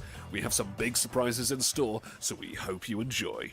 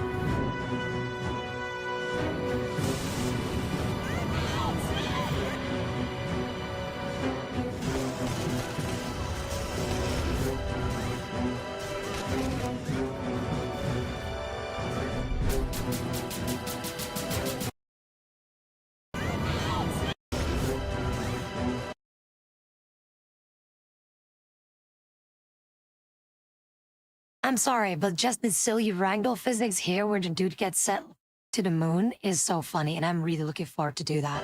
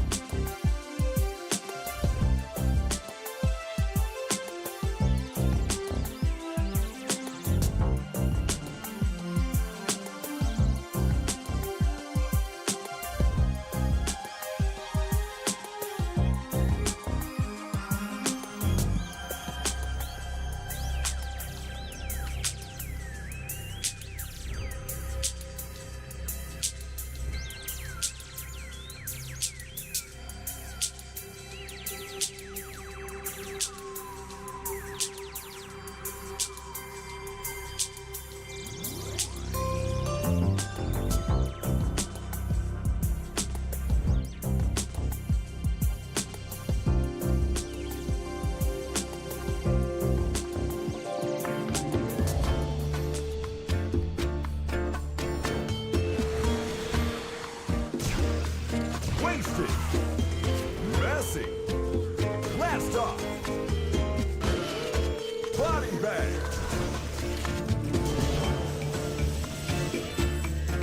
Killing spree. Blitzkrieg. Boom shaka. Ooh.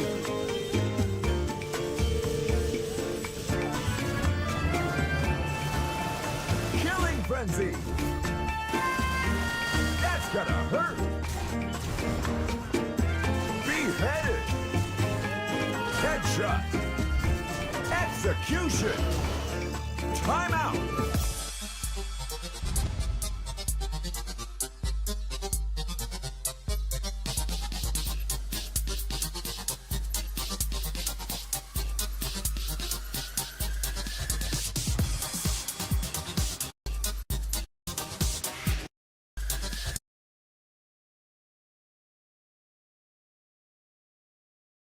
Okay, maybe a very interesting thing that I could ask you, Mr. Voice.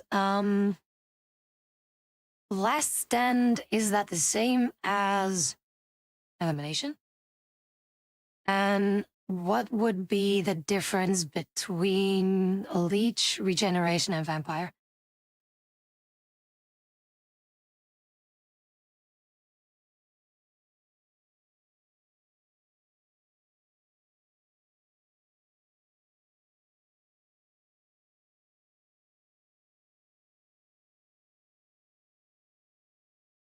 No, Virus is the infected mode. Vampire, I know what Vampire is. So Vampire is, you need to kill someone else in order to not die, basically. But no matter how much health you have, like, so there's this little timer, and if that timer runs out, no matter how much health you have, you will instantly die. But if you kill someone, that timer gets reset.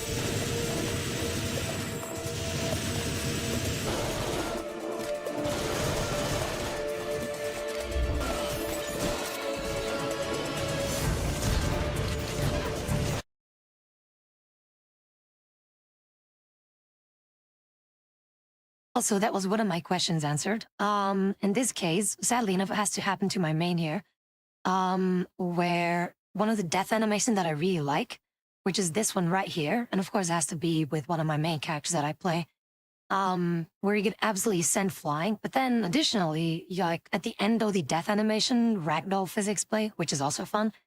But at least the Time Splitter's death animations are also in here, where here you get absolutely blasted, like, you know, there's a complete blast of just sitting. Yeah, that's satisfying. That's fun.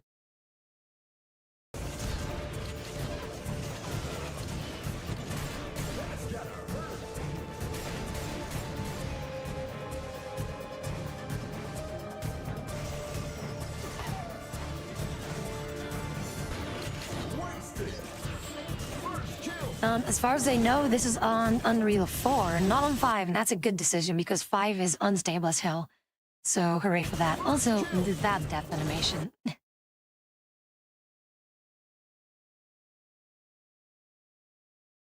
Of course, quite the shot, but still, where you get sent flying, it's just really fun. I don't know why, just to get like sent flying backwards like that. I don't know.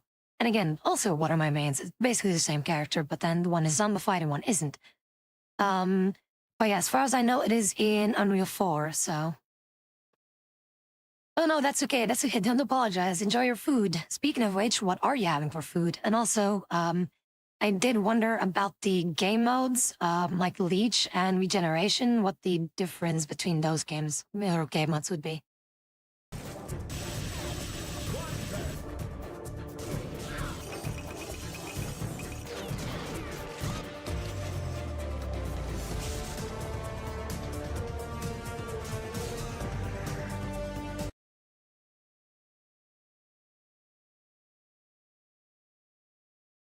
Oh, would you look at that? See, this bullshit mission.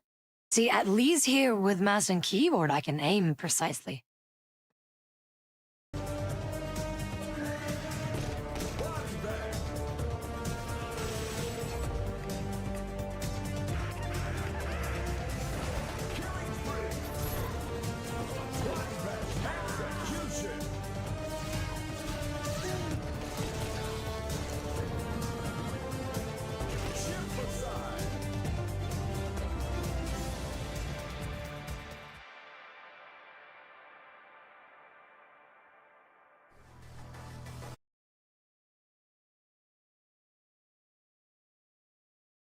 Actually, is there going to be another video, like kind of saying like, hey, Time Splitters Rewind is almost there, here's some more sneak peeks, or are you guys gonna wait? Or just like no sneak peeks until the game releases, because it's not that long anymore.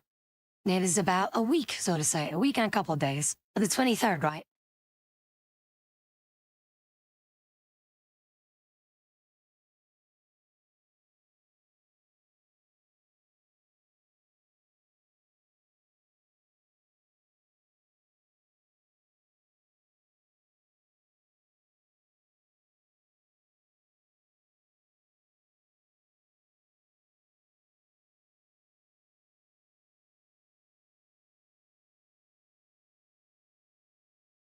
Hello and welcome. For this video, we want to deviate a bit from how we usually structure our update videos.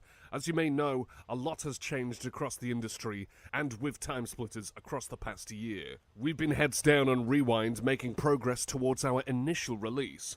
While we usually put months of time and effort into our update videos, we are shifting our focus to ensure we are able to produce at least some Anyway, who is type this of guy? content Why does from he the sound so team. familiar? So we are Mr. Pardon the making this Voice video Jake? to just have a candid Something like that. discussion about Rewind.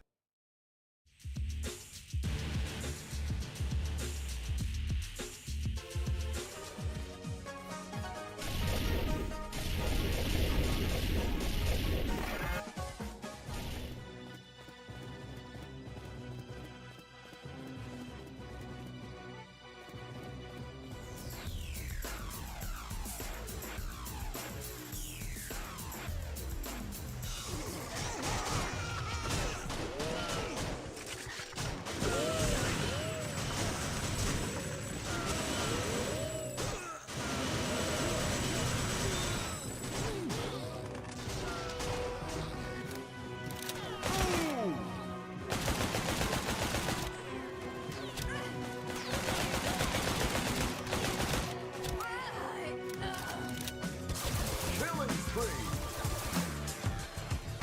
That's gotta hurt. Killing spree. It looks so good, though. Look at that. It looks so good. But also, Chonker, I hope your Looking toasted back- PC can run it. That's okay, Baz. That's okay, Baz. Thank you so very much for tuning in, and do take care, alright? At our old builds, it's probably one of our own biggest motivators. This game has been in production for a crazy amount of time, and there's still some time to go. Often, it's great to look back and see how far this project has come. As you'll see here, we've made some progress on a few key environments. This includes Planet X. Warzone, Siberia, Hospital, and Circus. We've also made substantial progress across the rest of the game, but it has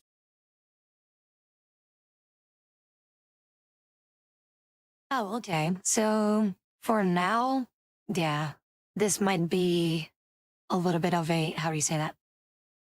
A benchmark thingy to know. Dude, speaking of which, the Battle Royale mode, Quan, no joke, I think that the studio behind TimeSplit was a Cry, whatever it was. I think they actually tried to make TimeSplitters a Battle Royale, and it absolutely did not look great. hasn't always been as fast as we'd like. With the state of the games industry, it has placed our developers into an incredibly challenging space where Rewind cannot be a focus for them, whether that's dealing with potential layoffs, an increasingly difficult job market, or in the case of TimeSplitters, some changes to the landscape of the IP.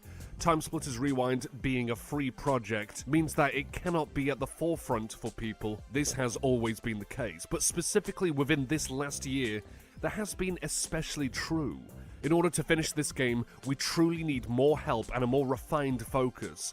While progress is still getting made, substantiability is key for us, and we need help to polish and refine our existing assets. We need character artists, people who are capable and willing to adapt the original style, mostly akin to future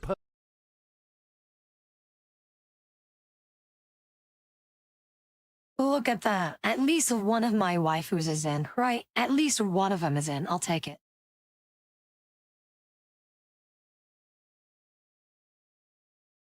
perfect to the goals of Rewind's art direction. We need environment artists, people who can help bring our environments from their first pass status up to a second or third pass. We need a technical designer who's willing to own Mapmaker and bring that to ship, alongside someone who's able to help fix bugs and implement final features. We also need character animators.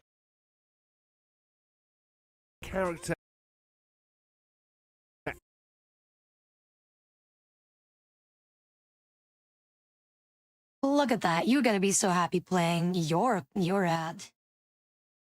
little goober here, Mr. Voice.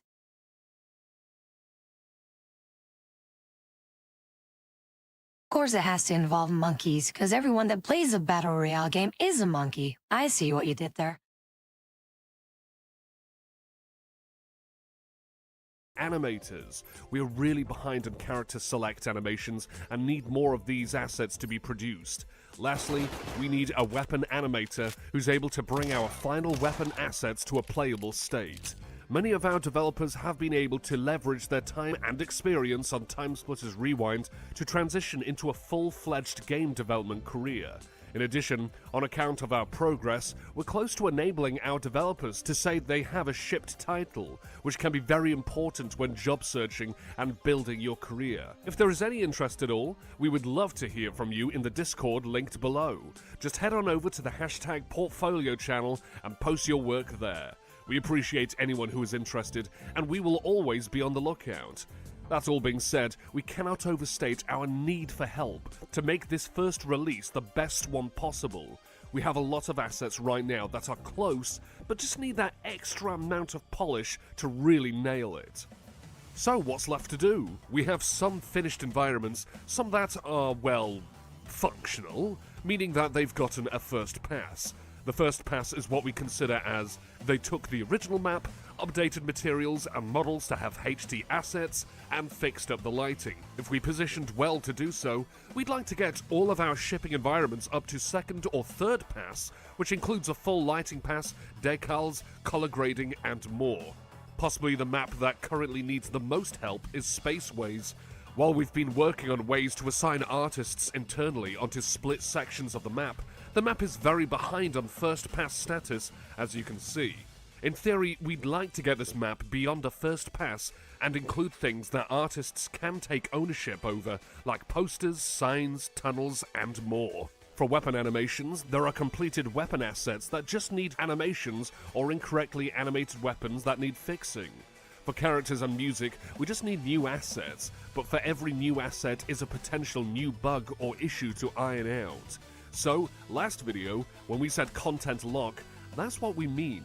We're trying to avoid introducing anything new into the plan to ensure that we don't continue to endlessly add unique issues that we need to deal with. While some bugs will inevitably come up during the polish phase, we are hoping to keep it under control and ensure that our testers are able to actively understand and break down problems they come across.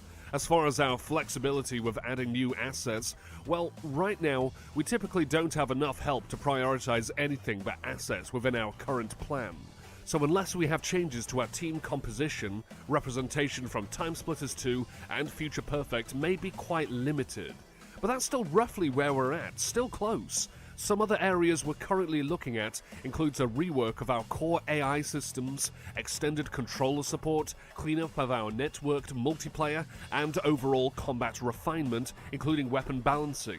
A lot of our early testing has been focused on purely the functionality and technical aspects of our game. But as we move forward, we're looking to dive into more internal feedback about design. The answer of how do you combine 3 different games that all feel, look, and behave differently is a tough one. We want to be able to do justice to each while still allowing for a cohesive feeling experience. This is an ongoing discussion that will require a lot of conversations to really get the best version we can. That essentially summarizes what we have going on. Again, we want to have a more candid conversation. Will we develop an update video like our other prior updates? Potentially, but we wanted to get something out to help describe where we are for now. In any case, feel free to join our Discord to continue the conversation, and we look forward to sharing more progress as things develop. Just like to say thank you very much for watching this, and rounding things off in the usual way, it's time to split.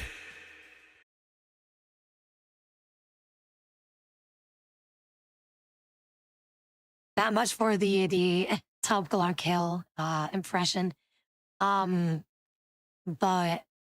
yeah, I really do hope that things are gonna be a-okay with that stuff, and it's gonna be really interesting though. It's gonna be interesting how things go, and hopefully everything will be going so smoothly that potentially things might be how would I say this? I hope that the game does so well that it's going to be a very big thing, right? Especially everyone that played Time Splitters is gonna know about it. Plus, I feel like there's gonna be a lot of people who kind of forgot about Time Splitters Rewind and be like, oh yeah, I remember where they were developing that thing, and then out of nowhere, they're gonna be like, oh wait, that's actually finished now, because they've been waiting for so long, but they kind of gave up waiting on that, but then they will pick up on it again and be like, oh shit, it's ready. So those definitely will be playing the game as well.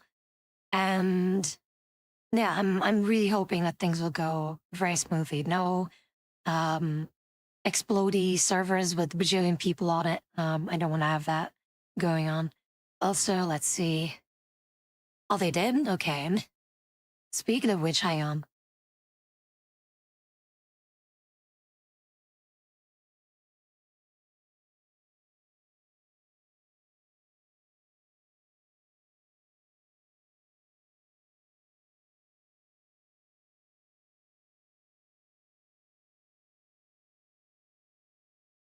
I want to see if I can find a certain thing.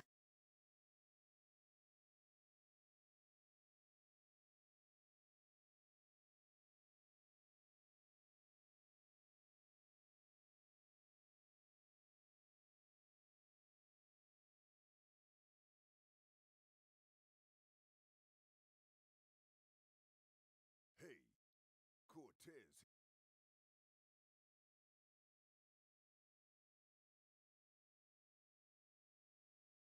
This was so funny the first time that I saw that 12 years ago. My God, see, I've been waiting for this for a long time.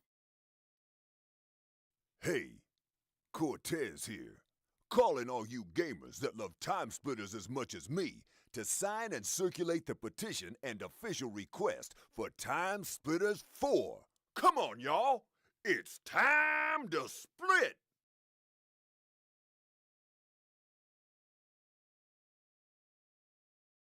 The OG guy himself. Like, that was so funny. The first time that I saw it, I was so hyped for this.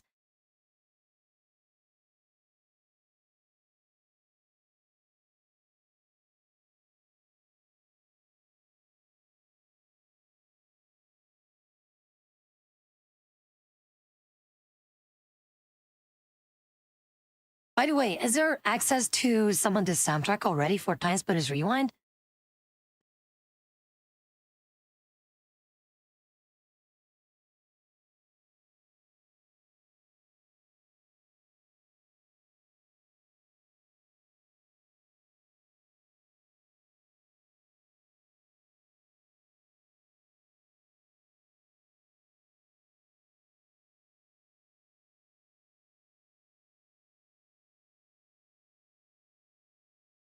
Let's go back a bit to January 2020.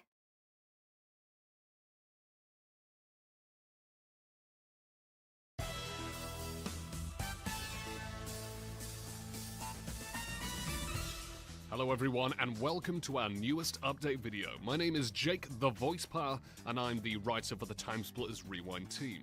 Okay, so let's look at our last update Voice video. the That part was- Jake? Okay, got it. Yeah, fair bit of a while ago. Since March, we've been hard at work at reordering our priorities. Now, thanks to Alfred Turner's diligence with the core gameplay systems, we've been able to shift our focus towards art. This update video will showcase some of the work from the art team, as well as a few other surprises that we've tucked away.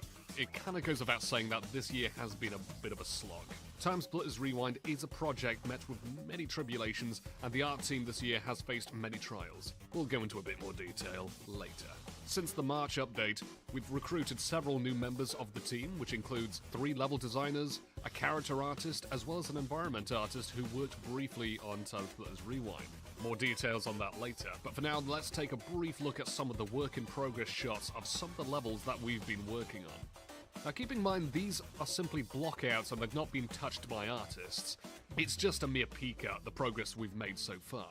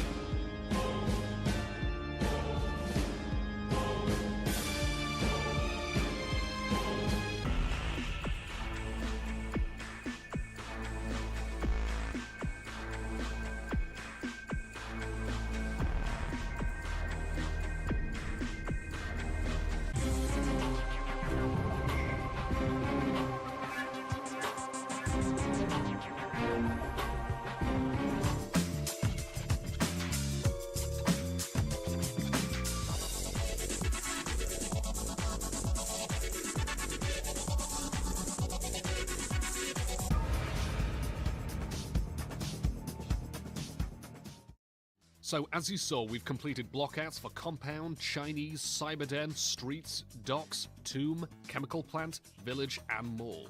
That's 9 out of 18, which means we've done blockouts for half of the maps in Time Splitters 1.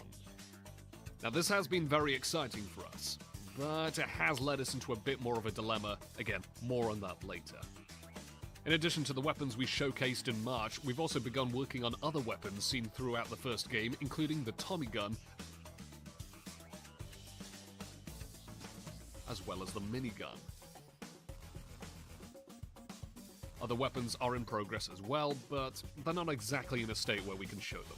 With the inclusion of new weapons, we've also created several new characters from varying portions of the series, with the new goal of creating characters only from levels relevant to our release plan. Just hold on for now and we will be going into detail about said release plan later. Our 2D artist, William, has also been working hard on creating a multitude of UI and other 2D assets. As you can see here, we've been starting to integrate original assets in place for old placeholder UI, ranging from our in-game menus as well as weapon and ammo HUD. Of course, keeping in mind that these are all a work in progress. Now, before showing off our primary progress, just want to clarify something first. Some of you who have been following the project for many years will know that there have been models that came and went. Now, these range from Training Ground, Compound, Chinese, Warzone Castle, and much more. With that being said, we're not going to be using any of the old content. Some of it is due to a lack of compatibility, some with changes to our system requirement goals, and other reasons. Now, this was not an easy decision for us, but our new content, we believe, will be worth the change. That being said, you're probably thinking, so what is the new content? I'll just let the videos speak for themselves.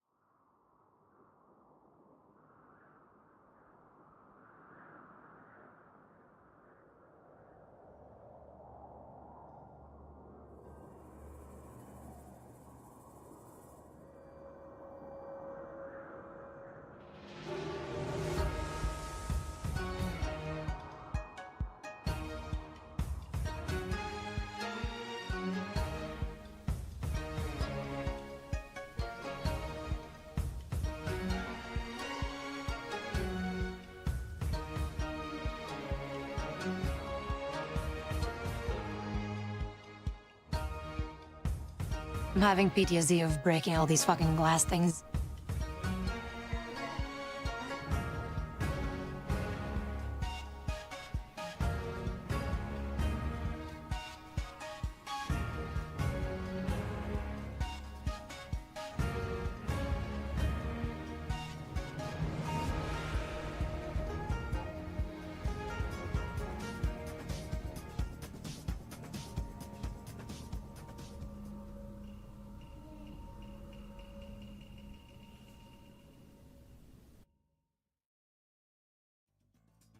We're incredibly excited to have finished the majority of our goals for these two environments, and our next update video will showcase these in a different light that I hope you'll all be excited to see.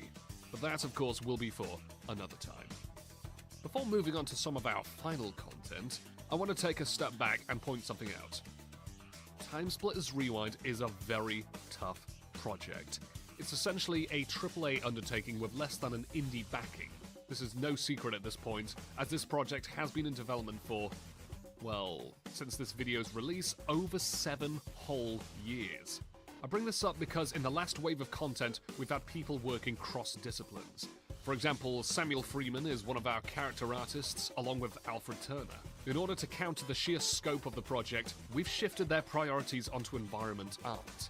In addition, Cameron Williams, the level designer, literally learned environment art in order to contribute to those 2 levels and actually did a majority of what was seen there.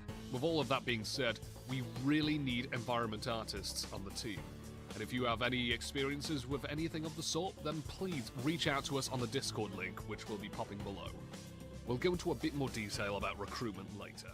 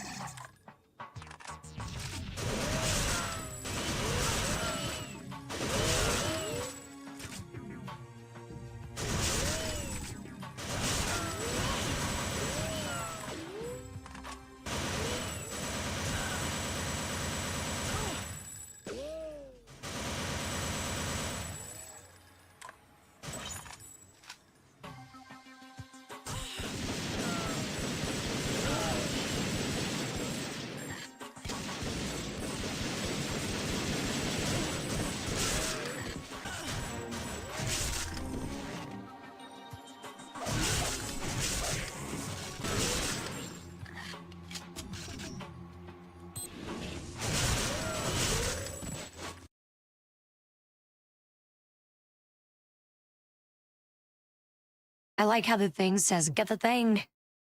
Get all the things. Okay, so, okay. Regeneration, and then leech damaged enemies to gain death. Okay, so gain lots of death. You guys want to gain some death? I'm sorry, I'm just being stupid. But okay, I get it. So yeah, no health packs. The only way that you can like heal from people is to, damage enemies. I see how it is. So technically, you can not die. Like if people would full auto themselves constantly, like two people just shooting at one another constantly, they technically could potentially just never die unless someone aims better than the other.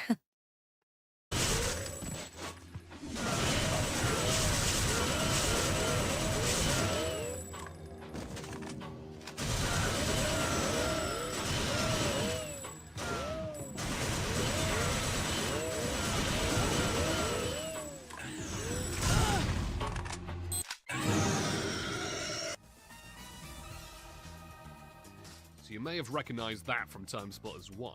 Well, you guessed right, folks. We've got Time Splitters 1 story working. Of course, we're just using a test environment at the moment, but the functionality is there. So for our last showcase in this update, before explaining some other things per tradition, we have made a rather significant change to a game mode you may remember from the first Time Splitters game. This was based on some choices from the team to have a more multiplayer-focused experience. We think you'll like our choice, but keep in mind, this is just a work in progress. So for now, we'll be doing a default setup of Last Stand on Training Ground. So in Last Stand on Time Splitters 1, the player is simply tasked with defending their barrels against wave-spawning AI. They'll often target the individual barrels. For Rewind, we decided to take a more survival approach. Players will fight for survival against wave after wave of enemies. I'll let the gameplay briefly speak for itself.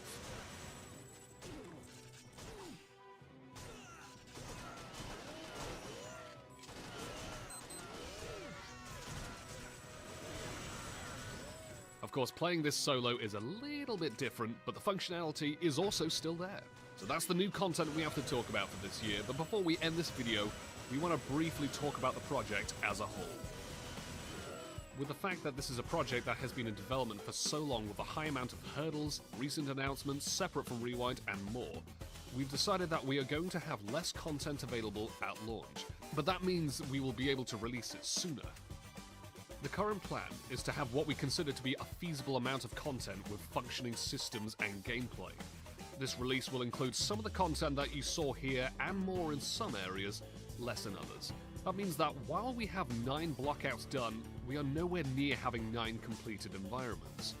We will only ship with completed content, and will continue progress on other content for subsequent releases. This is important because it allows us to release the game so that people can get their hands on it, with the idea that, in case something happens to the project, at least there is something that can be played by you and the rest of the Time Splitters fans. That being said, expect to hear more of that later on. We're not going to be providing any sort of dates because we know that's not really worked too well in the past.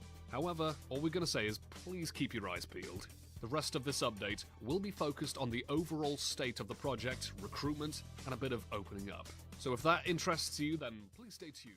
If not, thank you very much for watching, and Definitely keep your eyes peeled for how many years now? let's break down 2019 for Time Splitters Rewind.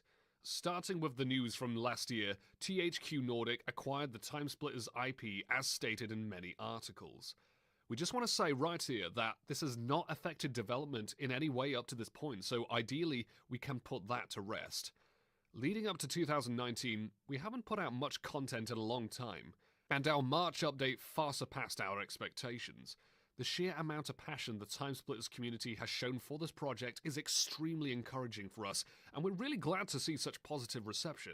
That being said, after our March update, we have recruited 6 new members, 2 of which had to leave. While unfortunate, I'd also like to point out that some of the impact this project has on the lives of developers. Several developers on this project have gone on to work at massive AAA studios, other at smaller indie game studios, but the one thing in common is that Time Splitters Rewind has helped them get there. There are others who continue to work on the project simply in their free time. This project is valuable. As long as there's people wanting this to happen, then we can still keep going. That being said, we need your help to release this thing. Honestly, the project may never see the light of day without some extra hands in the pot, so the two that we've mentioned who left our project were people with primary experience doing environment art for the team. Even then, with that being the case, you may have noticed a lot of repeating names during the credits. That is because, as always with Rewind, the bulk of the work primarily falls on particular individuals for various reasons, so our goal is to limit that, especially on the environment art side. This is the area we need filled the most, but we are welcoming to anyone who has a skill set that could come in handy for the team though. This ranges from level design, environment art, blueprints/C++ programming, 2D art, character animation, V-model animation, character modeling, eventually Q&A testing, technical designers, and much, much more. Please join our Discord and make a post in either the portfolio or development recruitment page so that we can get in touch.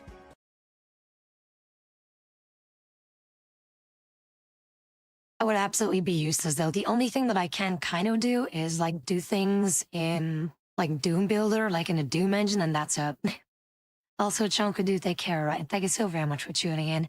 I will be ending the stream though, so don't worry about that. I was about to end. So for now, let's see here.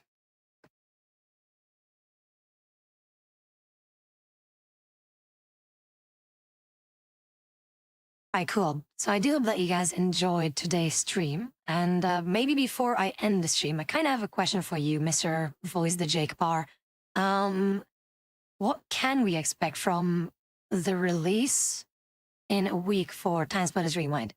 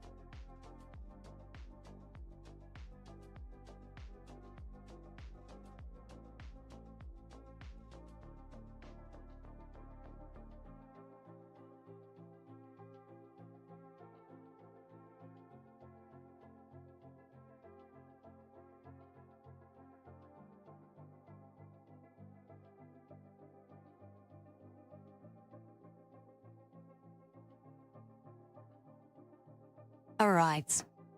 That's gonna be good. So at least there will be quite some replayability from a get-go. That's good. That's what I was hoping for. Good. I'm happy with that. And I guess we'll figure out when the game releases, and hopefully things will go absolutely smoothly. And I'm really looking forward to it. Thank you for the input, by the way. I really appreciate it.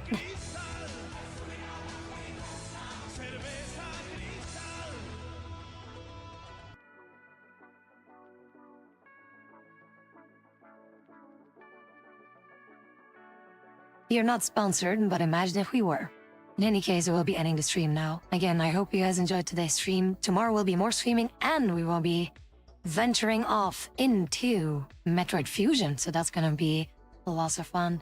And then after that, the weekends that follow after that, there will be Metroid Prime 2, Time Splitters Rewind, and Metroid Prime 3 until Metroid Prime 4 is gonna be available. So, and that is usually going to be the case for the weekend. During the week, it's mostly going to be retro gaming, Helldivers, all the other stuff, basically. So thank you so very much, everyone, for tuning in. Hope to see you again soon.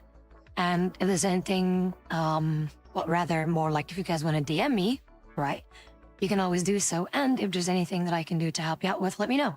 So for the time being, I would say do take care, have a good night's rest. Those that are going to bed. Hater Davis, stick around for the raid, and remember that I love you all for being you.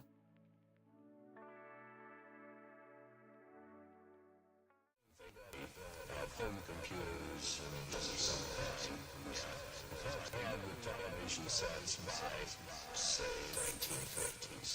2017, the